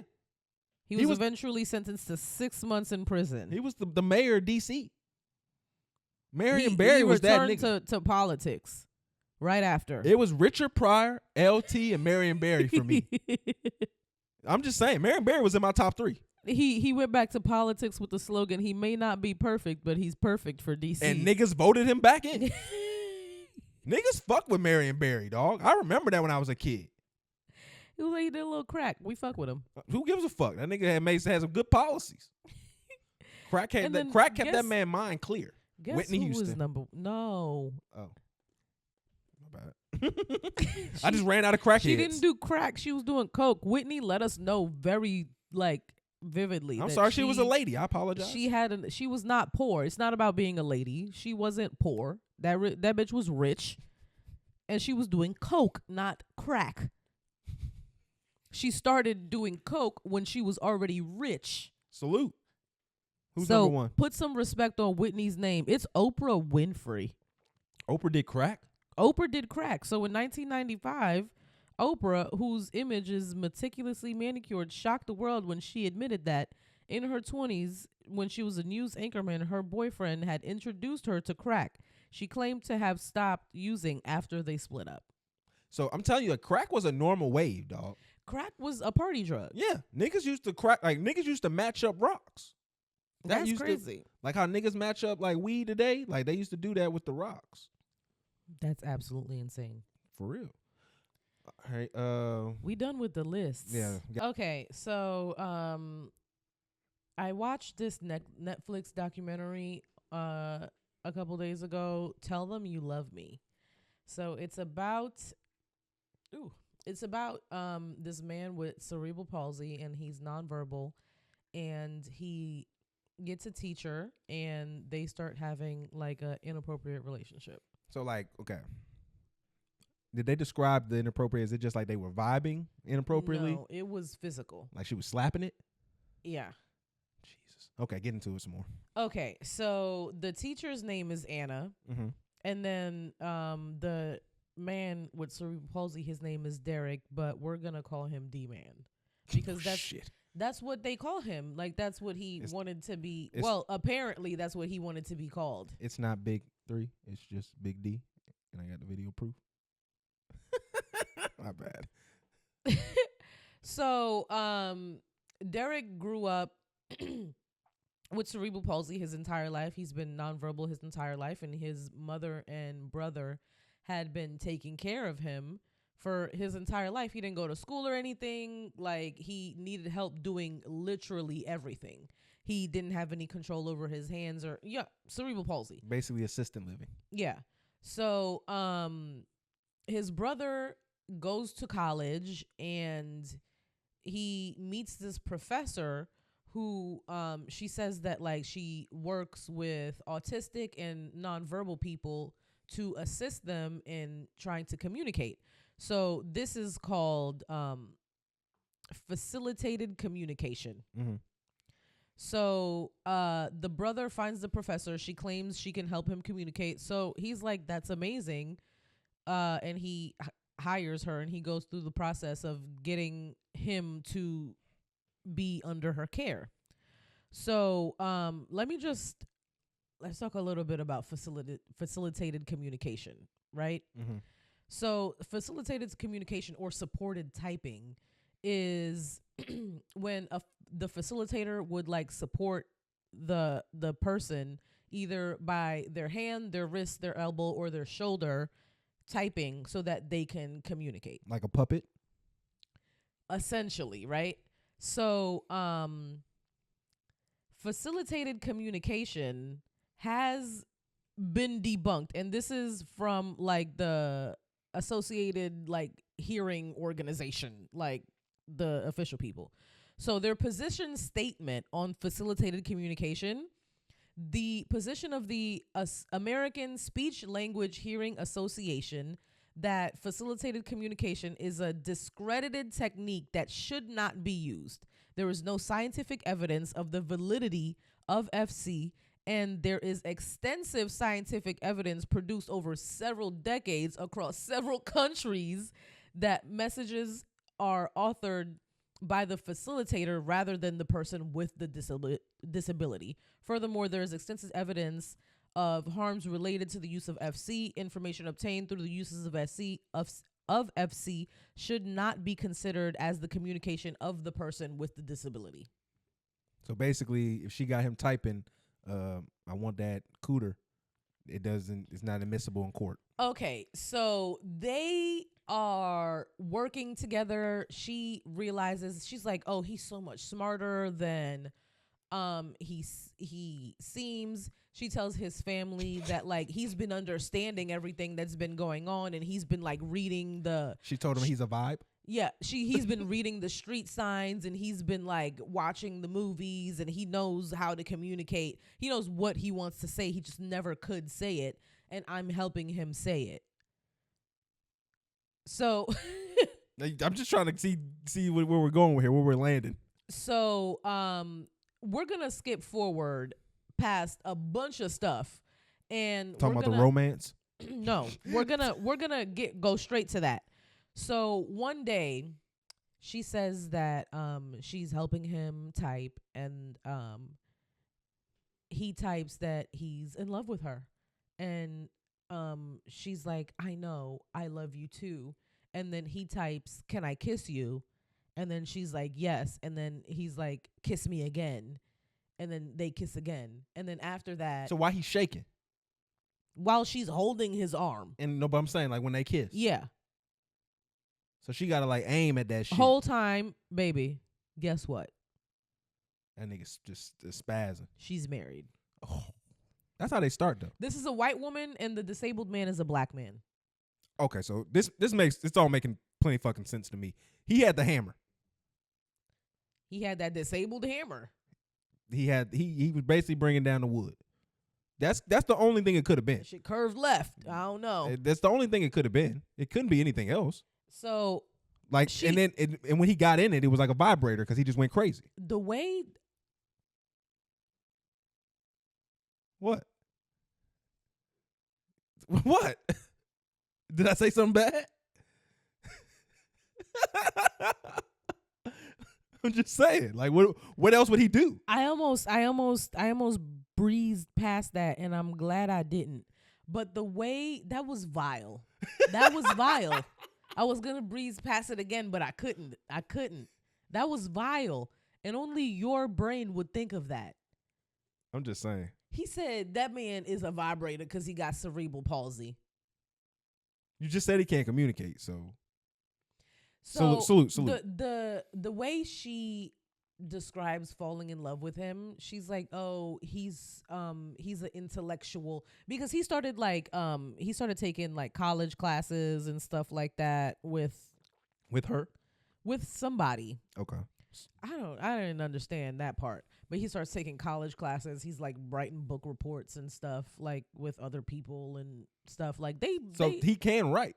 They breezed past. That was the only thing that was like, if they said that the facilitator hadn't read the book that he was writing the book report on, and he wrote the book report.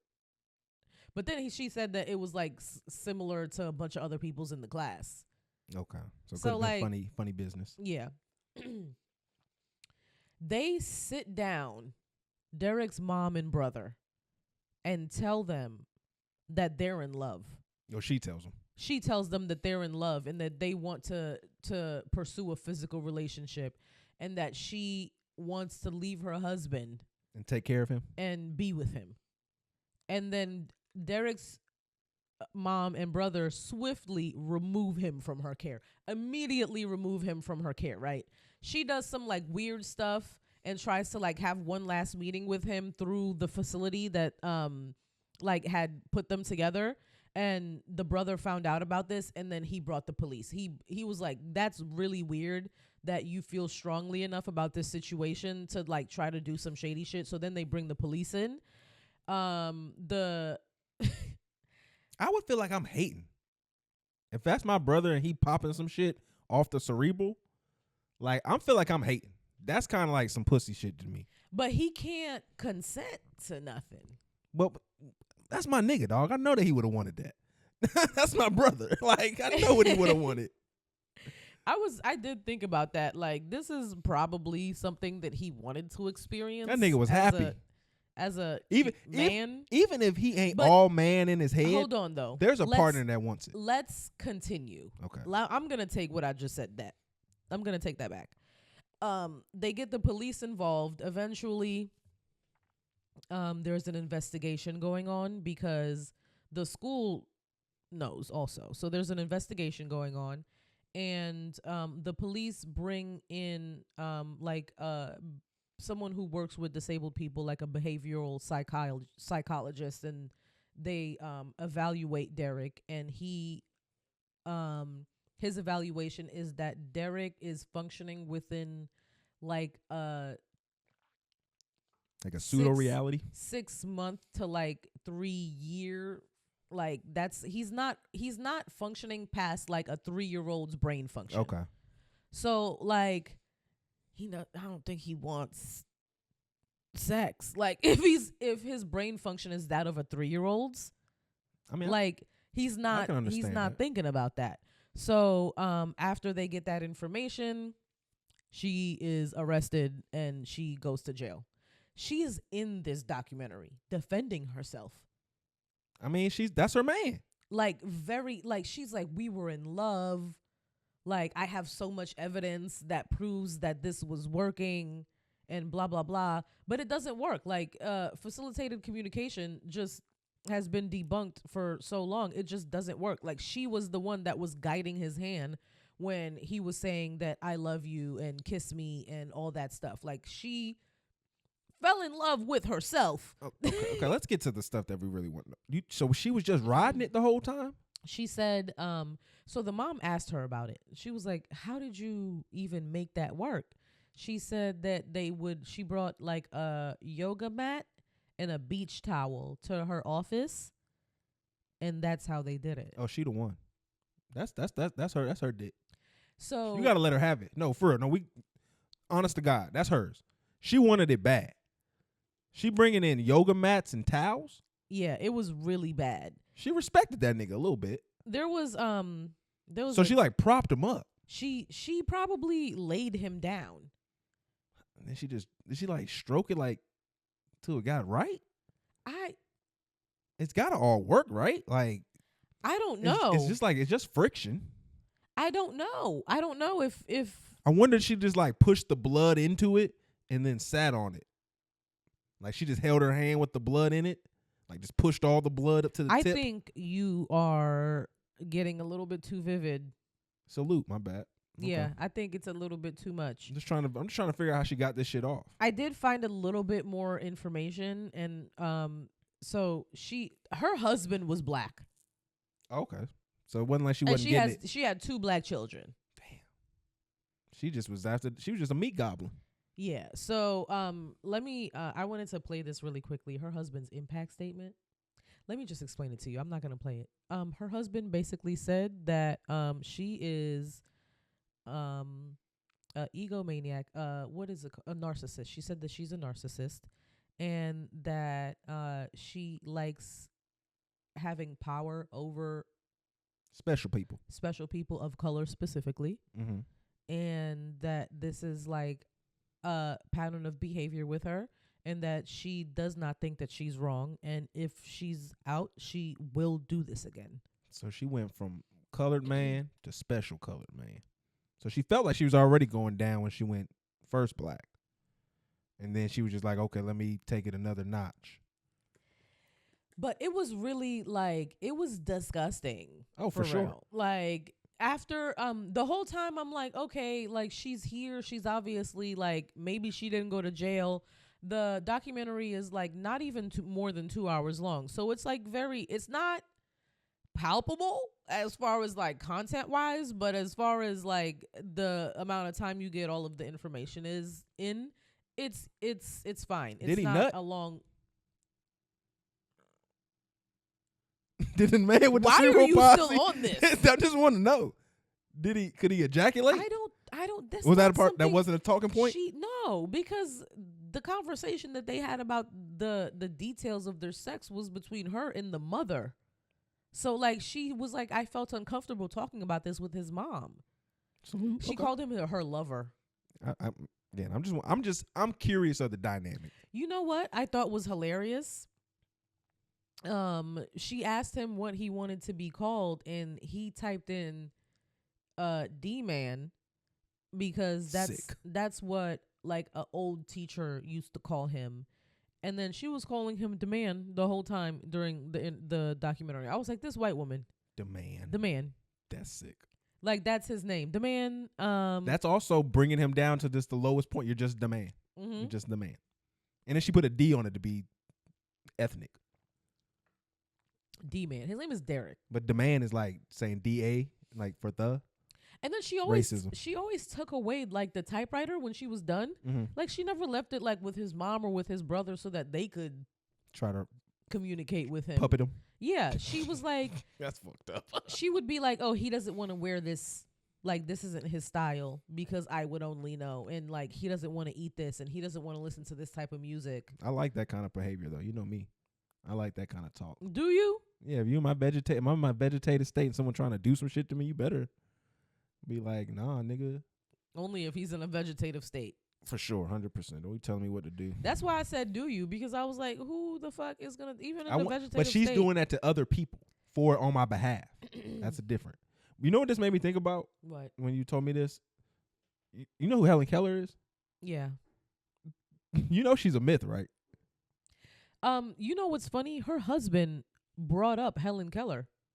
She was a myth. He said that she would do that same thing. Yeah, Helen Keller was fake. Like that shit was no lie. The shit that we learned in school was all a lie about Helen Keller. She was not reading, she was not writing. She was a special needs woman that was exploited and ran up and down this damn country to make it seem like they didn't figure some. Bitch didn't know what water was. She was special needs. Why are you saying special? Because they try to make her seem like she's some fucking genius that was stuck in her body. She was special needs.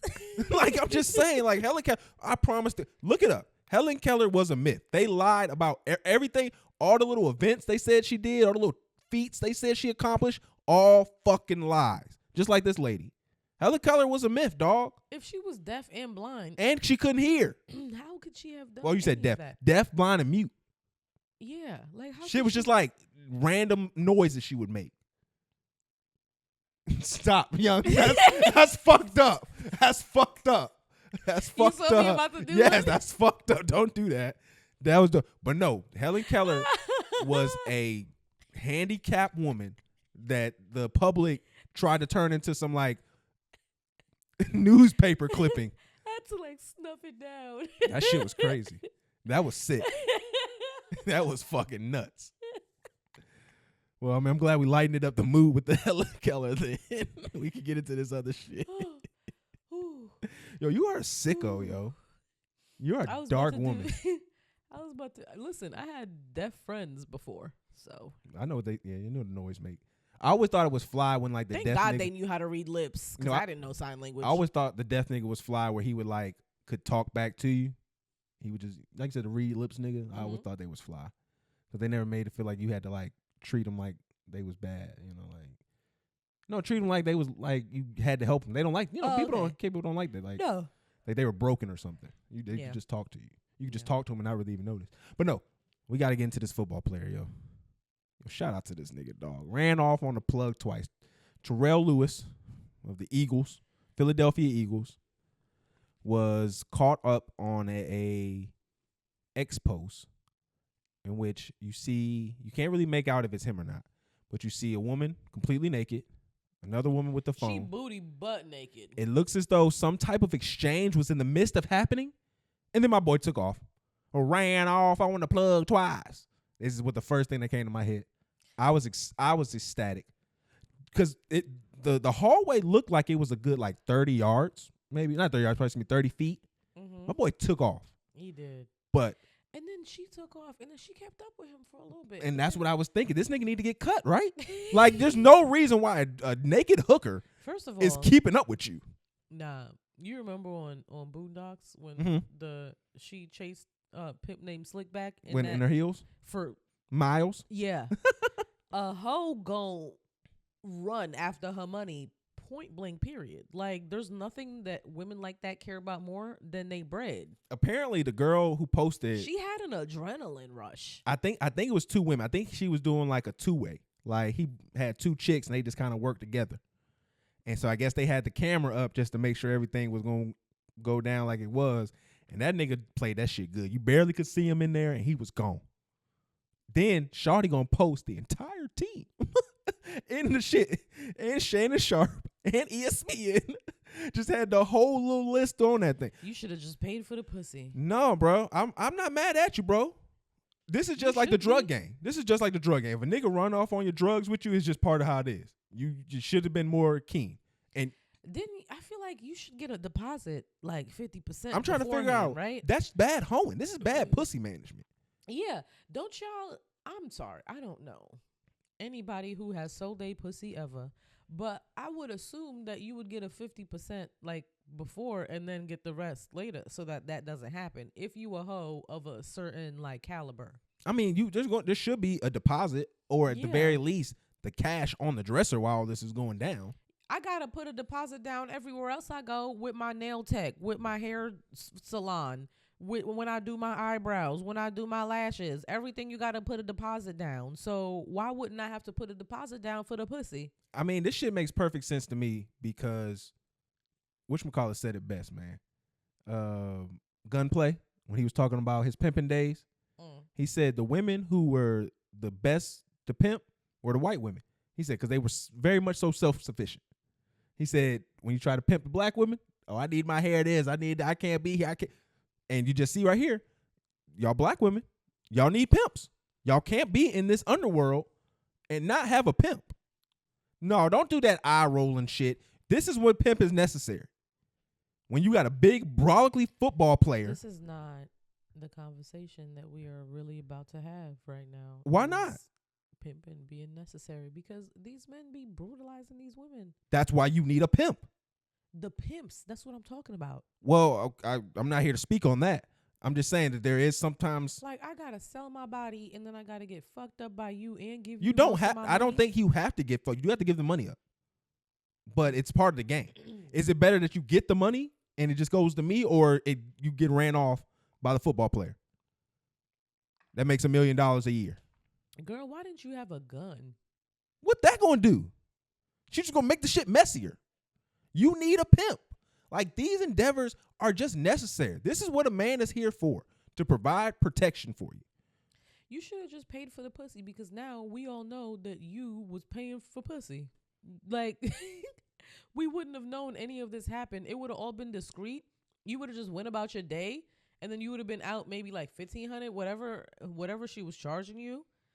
And then, no, like, this wouldn't have been a topic. We wouldn't have been talking about this. Now you the nigga that ran off on the prostitute. Do you think that when you run off on the prostitute, that's grape? I just think it's shoplifting. It's shoplifting. It's a violation because as a sex worker, they're giving you. They're giving. No, you just said I, then you said. As a sex worker. Yeah. No, I was gonna change that because I'm not a sex worker, so I changed it to as a sex worker, they're giving you their body for exchange for money. So you not giving them the money, that is some type of sexual violation. It's not rape. That's just bad business. It's not. It's bad business. If the business is my body, but the penetration happened off the consent. And the penetration is part of the transaction. Yeah, but that's just like if you thought a nigga had some money or he played for the league and he did it and popped. That's just dumb bitchery. So what this would be, you didn't get no money up front. You didn't do no business. Who you gonna go to? You can't go to the police. No. So I'm saying, like, you got to be better business, it's better pussy management. It's a violation. So is shoplifting then. Like, that's in the same realm of that kind of violation. I don't think it's like I think it's assault. I've been assaulted. Think shoplifting is a violation when you do it from a small business. Now, don't get me wrong. I don't want to sound crazy. I do think sex workers can be assaulted. I just think 100%. in this scenario, I don't think it's not. That's what I'm trying to use a different word. But I'm clarifying. That's yeah. She wasn't assaulted in this scenario, but like that's definitely a violation of some sort. Yeah, that's just not good business. Bad business practices. But hey, not mad at you, big dog. You gotta do what you gotta do sometimes. Should have just paid for. He probably didn't have it on him. What? There is no not having money on you. You got Cash App, Venmo, Zelle, Apple Pay. Man, he PayPal. probably hit it and was like, that shit really was mud. Like, that shit really ain't worth 15. Like, it really worth 2. But I ain't gonna do that. I'm just gonna run. You know what I'm saying? And now over negotiating for this weak ass pussy. I just want to know how he got dressed. Yeah, he was fully clothed. Yeah, and she was still fully naked. That shit was nuts. And then you just see like through like all the people that she added, like slowly like either like canceling, like so that it can't be associated to the post. It was hilarious. It was so fucking crazy. All right, man. These spaces have been crazy this week. It's been unexpected, man. So as a WeWork representative, you know, shout out to my man Danny from the Stop. We just been accomplishing a lot here on these Twitter Spaces. So we've let Rocky Thunder into our fold. She's been very cordial, very polite lady, very respectful, and very generous with her time and or association. So she did a really dope thing for us. So are you familiar with Taxstone? No. Damn, you really, that's crazy how you was in New York and then you just have like no recollection of like major events. That DJ? No, he's the podcaster that got into a situation with Troy Ave. Oh, you thinking about Star. Okay. She also was cool with Star. But Troy, he got into it with Troy Ave. There was a situation happened where somebody lost their life. Troy Ave's still in jail, right? I think that he's back out. Okay, let me see. Taxstone is in jail for what happened. Oh, so you was talking to him from jail? It was AI Taxstone is what we've been referring to things as. So it was Taxstone from AI. Okay. So it's just how, the conversation had happened. Okay. So we got to kind of have talk and get some information through that. And he was just explaining like just a lot of things that was going on with him, his mind frame. Very upbeat for AI, Taxstone. And it was just a good experience, bro. And then it also brought in so many other people. Like I got to talk to Tony the Closer. So the dude who was basically trashing DJ Envy for the scam, what he was doing with Cesar Pina. Yeah. He was in there, and I got to ask him some few questions. I got to get a little bit of an update. So I'm going to go to Danny's video because he already edited, and I didn't get a chance to cut it up the way I wanted to. So I'm going to play this right here. Hold on. And everybody go check out Danny from The Stop. That's my man. His video got good science on there. The science he be getting from my husband. Influential people that put up money that got f***ed over. It's real talk, over 100 million. So Don Omar told me that the feds asked him not to even mention DJ Envy moving forward. It's a cover-up happening for sure. They trying to, you got to think about it. iHeartRadio was the platform that a lot of this got promoted off. Mm-hmm. So it's a lot of money that they are exposed to as far as liability with their platform. So they're trying to do their best to keep it off the radar. So they, Doc Winters and all the guys that are associated with iHeart, I'm sure they paying the bag to try to keep this shit off, because it's a lot of money that they're going to lose. There's a lot of victims that got caught off the platform. It looks like they just keep continuing Caesar's case. Caesar got they ran into Caesar's crib. He had a on the crib. Caesar got a weird case. Why convicted is he around? felon. So, and now what that edited part was, he was saying they found a pistol in Caesar's crib, and he's about to say that Caesar's also a felon. And no arrests were made. So it's crazy. It's like watching a movie or some shit. Like, I don't think y'all understand. Like a lot of those questions he asked was because I was talking to him and asked him about it. So shout out to me. Because everybody was like got real quiet when he got on stage. But I wanted to know, like I wanted some updates because I wanted to talk about this on the show. Mm-hmm. So basically what they were saying, what Tony said was that they went in there, they went into Caesar's house, they found a pistol. He's a felon, but he didn't get arrested for the gun, which is crazy in New York. Yeah. New York and New Jersey, that's crazy. But yeah, they gonna arrest your ass for a gun. He was telling me, and I wasn't too sure about it, and kind of like the conversation I was having with him, because he was basically saying like they had a lot of important people involved in this, and they were getting money from those people. But in the same token, there was things like this kind of stuff coming out, which leaves ground for a cover up. Mm-hmm. Which we kind of concluded was iHeart knows that, hey, if DJ Envy goes down, we automatically have to go down. Yeah. Because we are the enablers of him. Mm-hmm. So we have to disassociate ourselves from Caesar. Tell, hey, Envy, you say whatever you need to say to get this nigga to go down, because you can't put it on us. Because literally the shit that gave them the most legitimacy was iHeart. Mm-hmm. Without him being able to go on the radio, interview him, talk about his business ventures, none of this explodes the way it does. None of it has the validation. And like this nigga said, Tony said it's up to like maybe close to like $100 million of people's money that they were just living a life with. Talking about we gonna buy a house and all this other stuff. That shit is crooked. Because these are people who are like trying to invest this money and trying to save it, and that's why I be trying to keep my money. But you gotta spend money to make money, unfortunately. Yeah, like that shit scares me. Yeah, I know. I mean, it is what it is. It's part of a lot of this stuff. But we end up getting into a little more conversations, and because I'm gonna crash out. I know you're gonna crash out about yours. I understand. Like, that's not, and I can't do that. Yeah, I feel you. I understand. See, this is like nobody at home knows. She's having like coded conversation with me right now that y'all don't really know. But that's why she's like looking at me like this. But it's good. Like good. The people who put us onto it are just giving me good news. So okay. Nothing bad's happened yet. Yo, this motherfucker's crazy, yo. But no, he was talking. Am I not getting better at not saying shit I shouldn't say though? Yeah, that was good. That was I know. some of your best work there. Yeah. But no, he was saying, like, I asked him about like what did he think what a scammer was. Like, I was like, do you think a scammer is someone who does just bad, unethical business practices? Or do you think it's somebody who, like a course seller? And I got the answer I expected, courses are okay, all that other stuff. I think that's one of our biggest parts in this. I think scammer would have a wider definition than just course seller. I think course selling is a type of scamming, but there's a bunch of different scams. I think it's scamming in a way, because this is what I wanted to say, and we can kind of get into some more. The same people who were selling these courses will tell you college is a scam, right? But they selling you education. But they're selling you a course that is basically the same thing college would do without the degree. Yeah, but you can give it to them for free. If you think that college is a scam, you think that education should be free then why are you selling a course? You should be giving people access to this information for fucking free, which they have access to the information for free. They just have to work a little bit to like gather it. People be lazy. You don't have to pay for these courses. Also, these people be putting these courses together.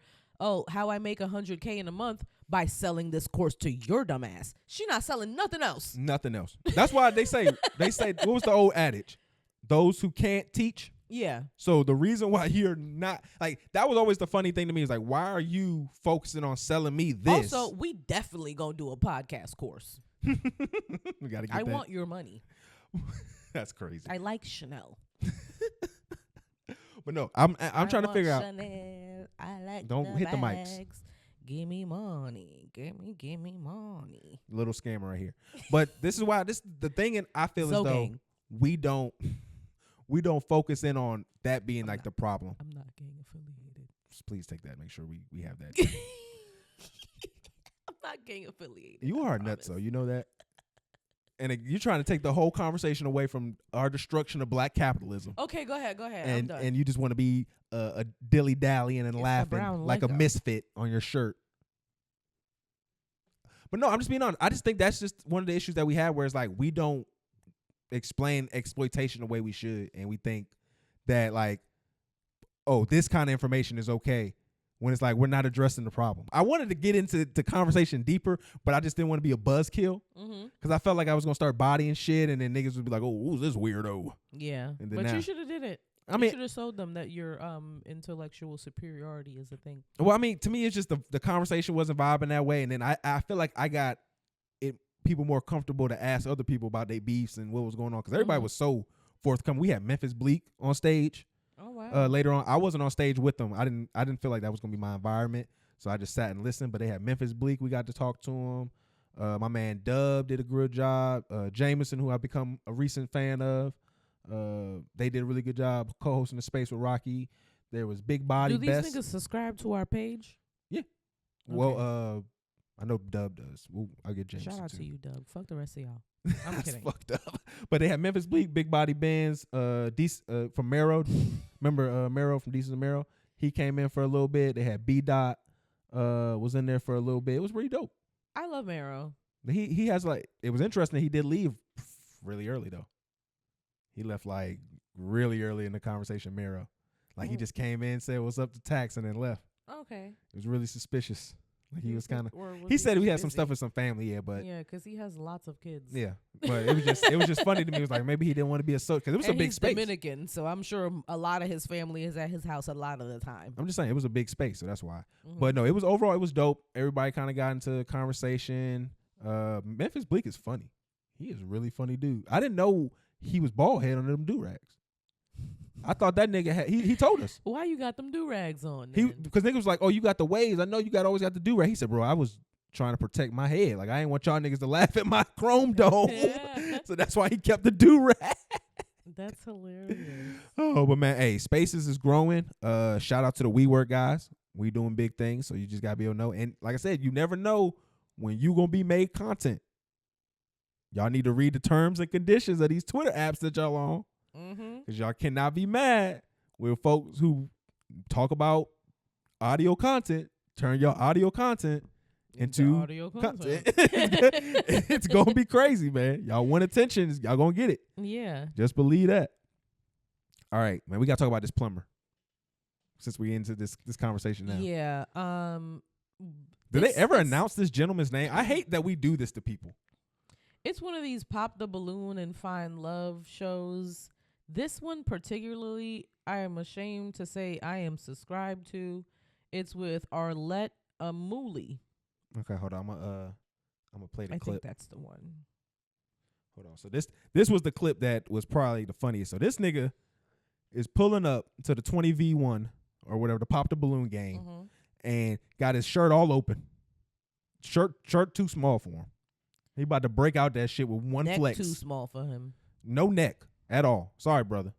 No neck at all. And he has a very surly disposition. He's angry. He's a black man in America. Name and age and why you ended up popping.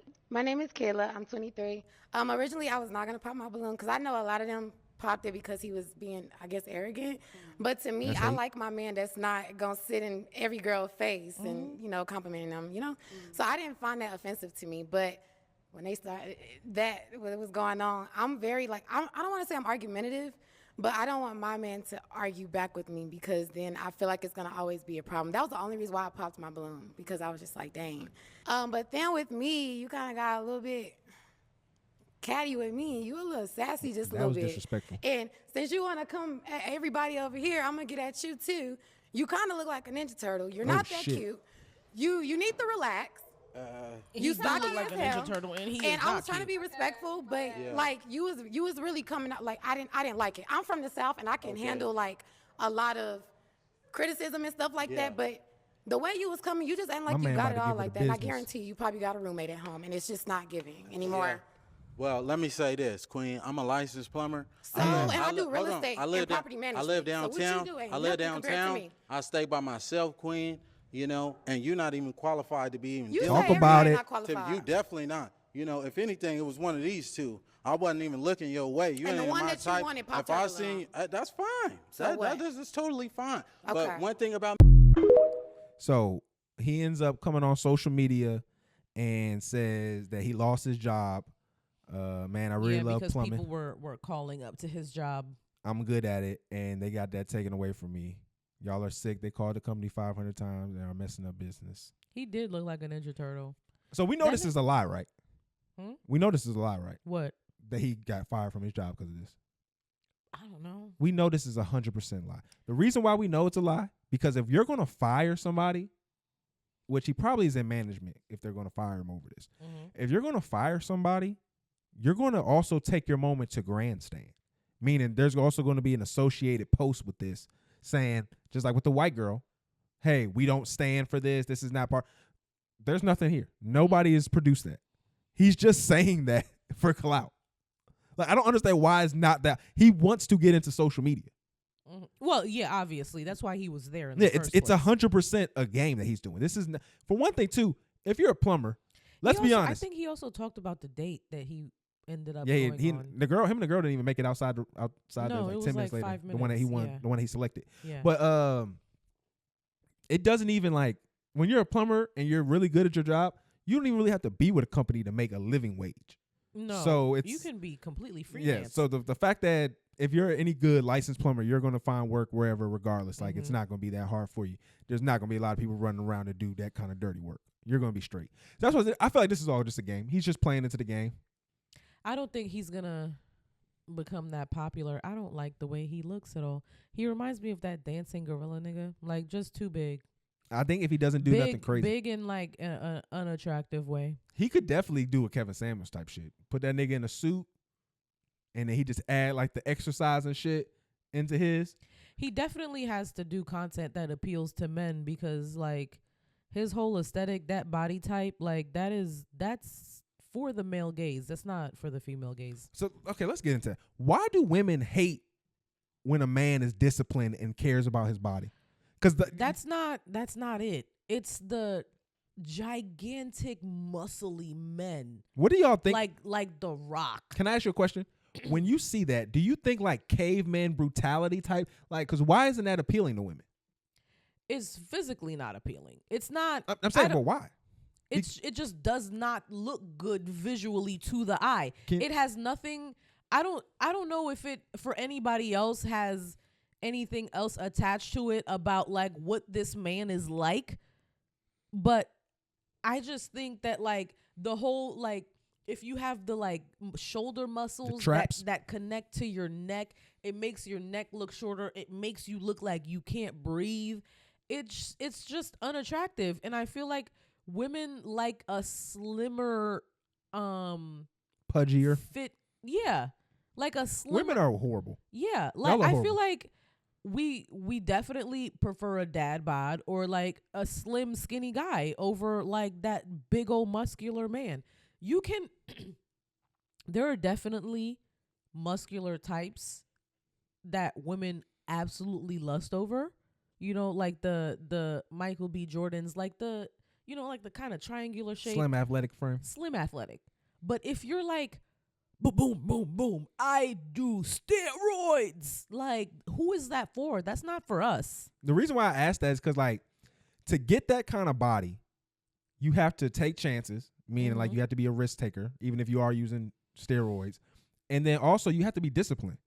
Like, you have to be consistent. Like, to me, all the qualities that women would say they want in a man would be reflective in somebody whose body looks like that, because that doesn't happen because you want it. You have to have an eating disorder and body dysmorphia to get there. Those are another way. That's another way to get there. Like, you could say that discipline and hard work too. You could say that eating disorder could look like discipline to somebody else because you only eating broccoli, chicken breast, and 1 cup of brown rice every day. That's discipline.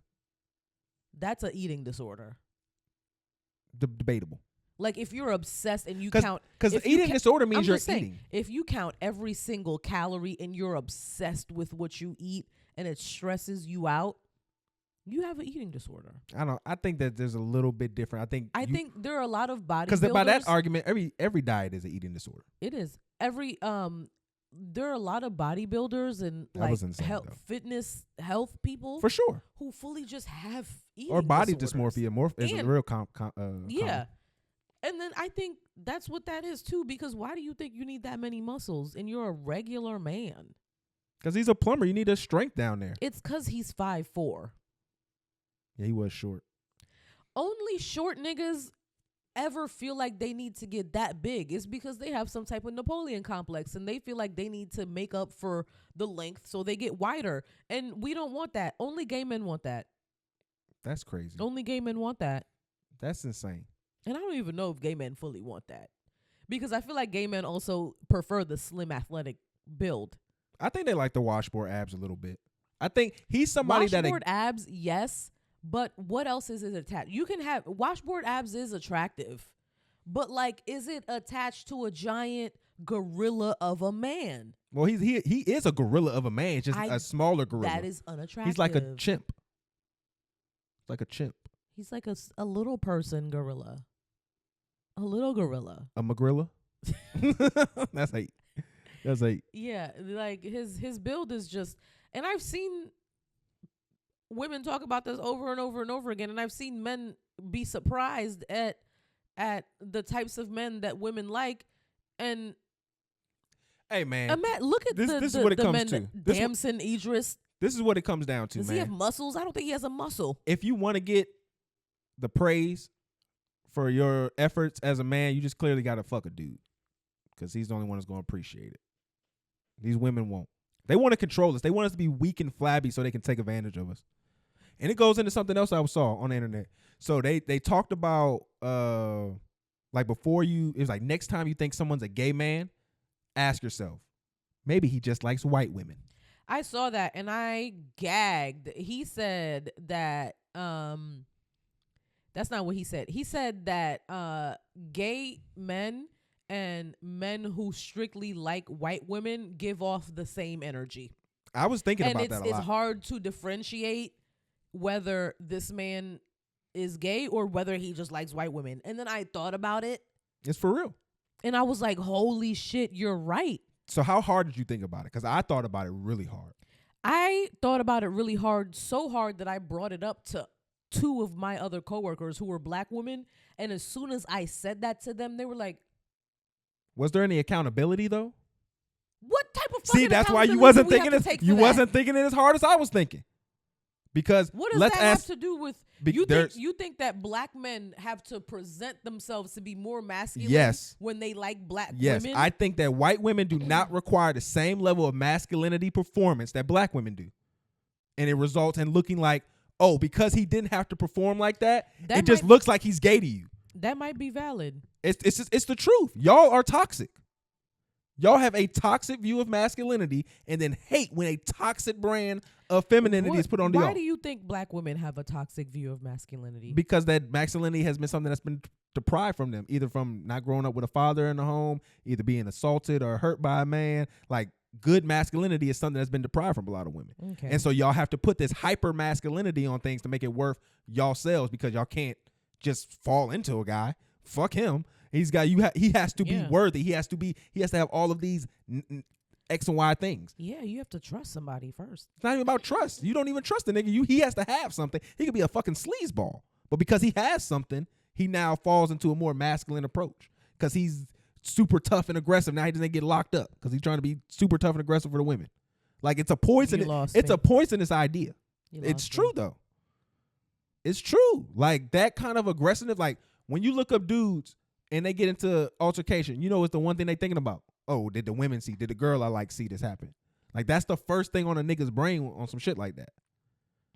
And it stems from the idea that this black woman, and also too, a lot of black men were raised by women. Think that it's who have comical put this that projection. you're trying to say that toxic masculinity is something that like only. No, it's not. I'm saying that the reason why y'all think that those men who like white women are gay is because y'all require and put a higher standard on masculinity, meaning y'all implement toxic masculinity. Why do we not generally think that all white men are gay if that's the thing? Y'all do. That if you, don't act like it. Don't act like there's not a common misconception. There is a common misconception between a gay white man and a white man in general. There's gay white dudes even play gay. They touch each other's balls. They make all these jokes. They put peanut butter on each other's dicks and shit like that. Let the dog lick it. Yes. White nigga. That's called white boy humor. Have you ever heard of white boy humor? I'm not keeping track of where. Have you heard of white boy humor before? We'll slow it down. Have you heard of white boy humor before? No. So white boy humor is a brand of humor that is somewhat homoerotic. Mm-hmm. They play with each other. They touch each other's ass. They'll slap each other's balls. White guys play like that. They do play gay. So yes, that is true to what you're saying. A lot of people, when they see white guys, they won't know, is he gay or not? Mm-hmm. So yeah, I just don't. Y'all think have that, the highest. Oh my God. Oh, I'm sorry. No, go ahead. No, I was just gonna say y'all have the highest quality for being masculinity for y'all. Okay.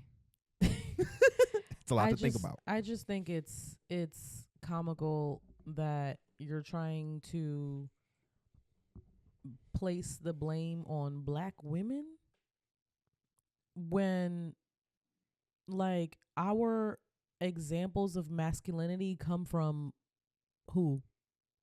Media. The men in our lives. But sometimes there's a lack of that. So then like, you don't. It hold comes on. from the Let's men talk in our about it. lives. Yes, but then there's a lack of that. And then you create your own identity of masculinity, and then you apply that to the men in your life. So if you have a lack, you're saying this like it's just a regular, like it's a common thing that most black women don't have a masculine like energy or statistically in speaking, in their lives. Is that a thing still? Statistically speaking, yeah. I don't think that's a thing still. I'll look it up. Father's still in home. I mean, they're a lot more involved in lives. I'll look it up. You continue talking and I'll look it up. I'm just saying. And then it's just, again, I just think it's a rational. We even think it for Asian men too. Asian men go through the same thing. Unless they dress and perform like a traditional black guy, most women, especially black women, won't think that those guys are straight. Mm-hmm. I just think y'all just have a higher threshold of masculinity than any other group of women do. And that's why that I don't think conversation so. happened like that. There are other women, white women, Asian women, bunch of other women who literally have specific standards for their men that are so rigid.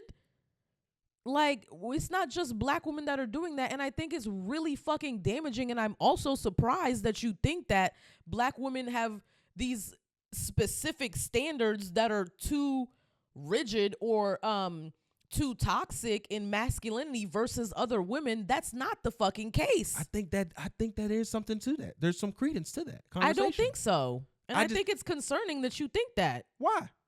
When I've experienced it from multiple black women in my life and outside. I've seen it. I've literally been in places where the softer of us was treated like a fucking royalty when we went around the Caucasian women, and then he was the dork when he was hanging around the black people, to the point where he didn't even want to hang out with the black people no more. Like, I've seen those dynamics happen where like this nigga is like the biggest bro when he's hanging with his white friends, and they big him up, they talk all good about him, at least in front of him. Mm-hmm. And when he gets around black people, he's the joke. He's the one we always making fun of, the one we always pulling their card. Like, I've just seen that happen in our dynamics, and I think it has a large part. It's not just women in general, but I just think this conversation and it's noticed by black women because y'all have a higher ranking or grade from what it is to be masculine. That's all.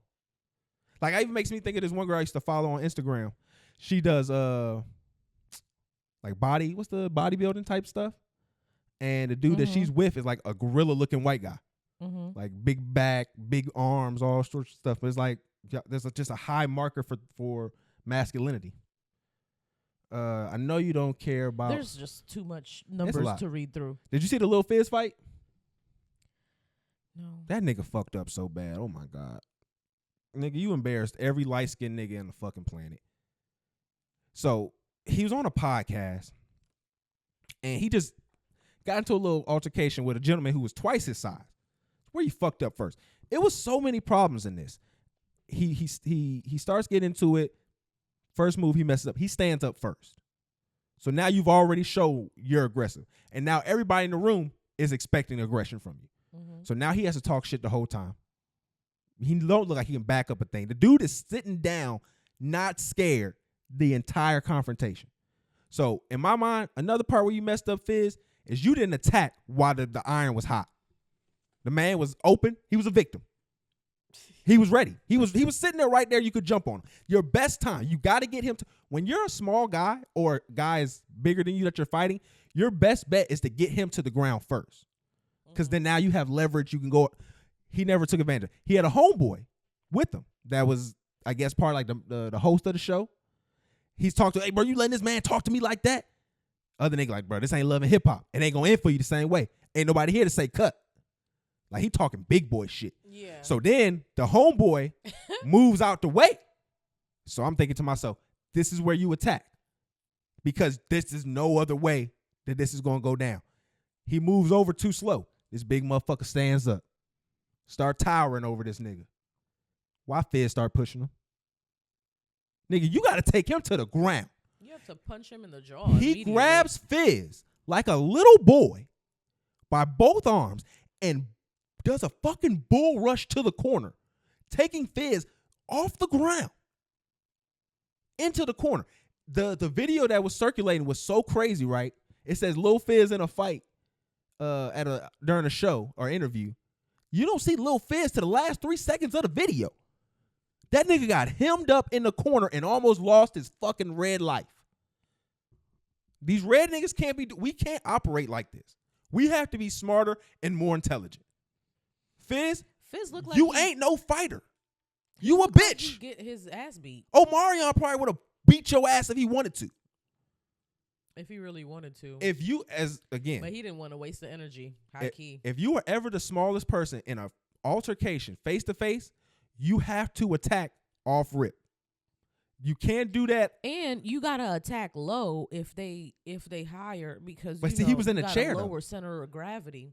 Man, if he was in a chair, I'm bomb rushing you right in the chair. I'm taking you to the ground and I'm trying to choke you until you pass out. And then I might kick you if I can get up. But Fizz, You disappointed all light skins. You let this big gorilla looking nigga fucking destroy you. Look like fucking Miller Gorilla. Stomp that nigga out. It's fucking nuts, though. Horrible shit. I do got some more hate I gotta get off. Jason Tatum. You are the corniest light-skinned nigga. Too much corny, weak, light-skinned shit behavior has been happening this week. I don't know if you saw this nigga Tatum. This motherfucker copied everybody's celebration speech after he won a championship. He was copying the women. He was copying Kanye. He tried to act like he was Kevin Garnett. It was disgusting. He did get your girl pregnant, though. Oh, yeah. Congratulations. You know they're married. They've been married since 2020. Oh, okay. I remember seeing them together on like a boat or something. Mm-hmm. They're very private about their relationship. They've posted like 4 pictures. See, that's what you do though. You find her, you make her quit her career, and you get her pregnant. Shout out to you, young nigga. I don't think he made her quit her career. I think her career made her quit. She had a bop when she got with him, right? She had 1 bop. See, that's what you do. That's what you want to find though. The one with 1 bop, that's the best one to get though. And then like, because her confidence in the game has already been destroyed. After the back and forth shit with Jacquees and him doing her song better, it was kind of. He does that to everybody's song though. Yeah, but she didn't receive it well, and then after that, we never heard from her again. You made the right decision, baby girl. Just get a rich nigga. Just get pregnant by a rich nigga. You straight.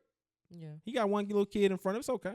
I'm waiting for Jordan Woods to get pregnant. That's all you got to do next. No, I think she's too birdie in the head. I think she's very birdie in the head. She would have been took off. She would have been got off the pill or whatever she on. If she wanted to get knocked up by him, she would have trapped him. So you gotta be careful. It's better. Don't do the Jordan Woods type because she still got too much ambition. LMA, the industry done robbed it from her. Perfect for marriage. Yeah. Perfect for being a superstar marriage. Get the ex R&B, not the current R&B girl. For real. All right, I think we got everything on my list. Was there anything else you wanted to touch on? I do, but I'm so tired, child. Yeah, we had to start late because of the Kendrick show. Yeah. Really quickly, I just wanted to get into this because I don't know. I've been thinking about it. I was watching. Hold on, let me unlock my iPad first before I start talking. Okay, so I've been watching Perfect Match on Netflix. The first 2 batches came out, and the thing that stuck out to me most was Tolu's experience on Perfect Match, and it just made me want to talk about like Black women's experience on these dating reality TV shows, because they're generally just used as like placeholders for like whatever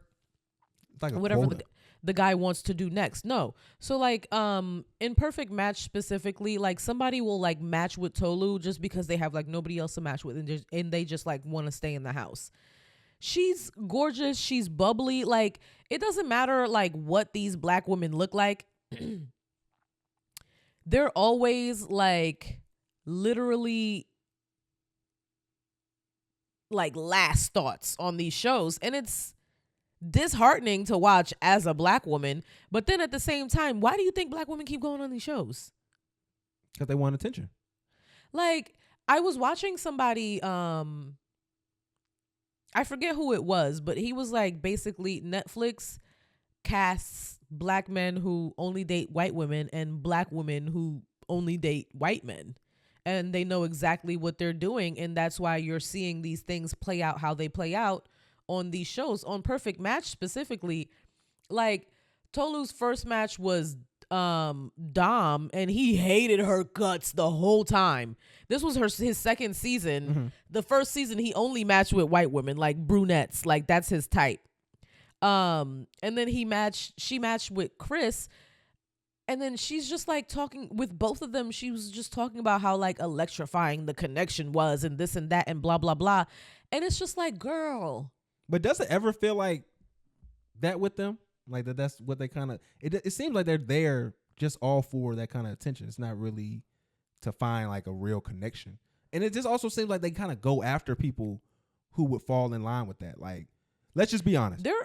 There are, so Clinton and Uche from Are You the One, like season 2 from mad long ago, are married now. They've been together for like a decade. They look like us. Mm-hmm. And then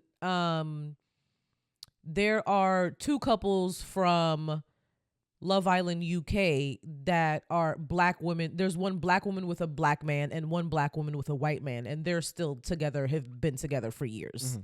So those are there are black women who go on these shows who do successfully like find love, but it's so rare. It's either they're embarrassed completely or they find a lifelong partner that they stay with for like multiple years. But you also got to think about these kind of folks that are going on these reality TV shows, what their like priorities are. Like, it's about the aesthetic. It's about being in particular rooms. Like, you value this level of success a certain way, and this level of success has traditionally treated darker skinned women as the lesser of the choices. Like, that's to me, it just seems like there isn't any way that you really could create a product that you would want unless that these folks would probably be less talented or maybe less motivated in a way, because it's not something they really would want to do. There is one dark-skinned black woman's experience on a dating reality TV show that stands out, and that's Melinda. Melinda from Are You the One? I think season 1 or 2. Not Are You the One? Too Hot to Handle.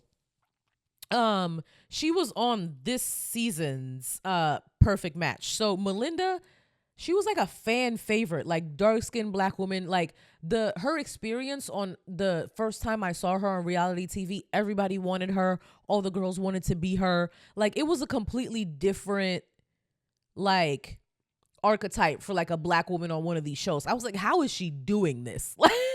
Like, and then she went on to become a host on another Netflix show. And now this is her third time on a Netflix show. So like, she's obviously like a Netflix darling. They loved her personality.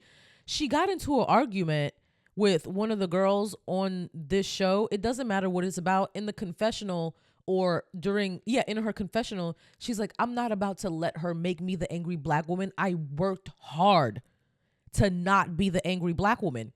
And then I was thinking about it whole time. I'm thinking that Melinda's just being carefree Melinda.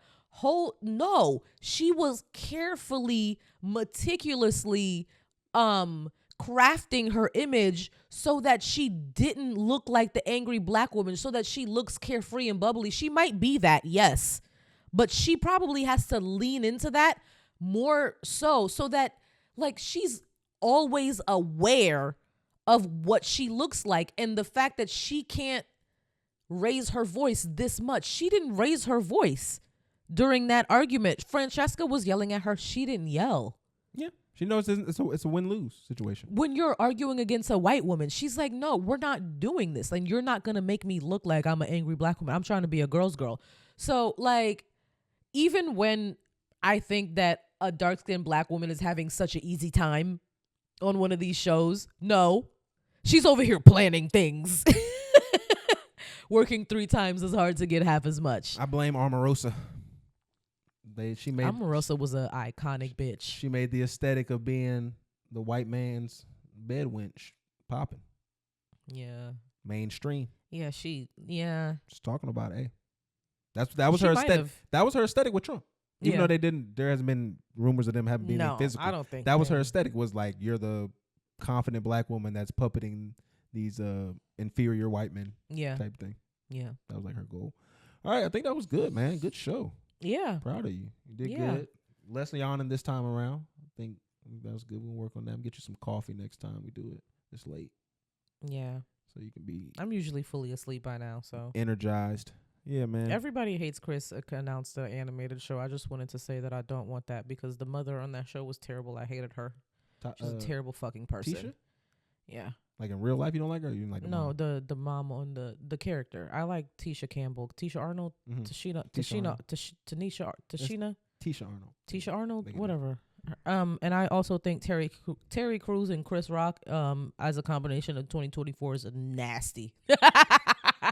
nasty coon combination. I just think that's funny that you wouldn't like the mom. I would think that you would aspire for that. She was a horrible person. Her man was working 2 jobs and she literally would get on his ass nonstop. The one episode where he got a credit card to do a little something for himself and he didn't want her to use the credit card. She went out, ran it up. He had to work even extra hard. That man was hardworking as fuck, and all she did was be lazy. My man got 2 jobs, quit every single job she ever had. Bitch, can you help this man? You wouldn't. Okay, well, that's You like y'all both decided to have 3 kids while y'all are poor. Both of y'all are gonna have to work. This is not an option. I would just imagine that if it was like that, not necessarily the 2 jobs part, but if it was like that with us, I would feel like. And she was just like such a bully as a mom to Chris. Like sometimes I get a little too touchy about these things. You know, I didn't like her as a mom and as a person. She was just, and then she was like this angry black woman archetype. She was always mad. I was like, bro, calm the fuck down. You forgot this was a Chris Rock show, right? Yeah, that's why I hate that it's coming back. That's why it's just hilarious, because Chris Rock has only made content, like we said before, that white people would enjoy. Yeah, so. But I liked everybody. Not everybody. I mean, everybody hates Chris. But it's called Everybody Hates Chris again. Everybody still hates Chris. That's fucked up. But all right, let's get out of here, man. Yeah. Life is a labor of love, so let's keep building these moments. And remember, your job is not your family. The only thing you should be exploiting is these corporations. Thank y'all for listening to Talk FNF TV. We do greatly appreciate it, baby. Tell them where they can find us. You can follow us on all of the social media platforms at talk.fnf.tv, except Twitter, apparently, because we're just talking FNF TV on Twitter. I've been telling y'all that wrong this whole time. So like, comment, subscribe. We appreciate you guys. Bye. You did.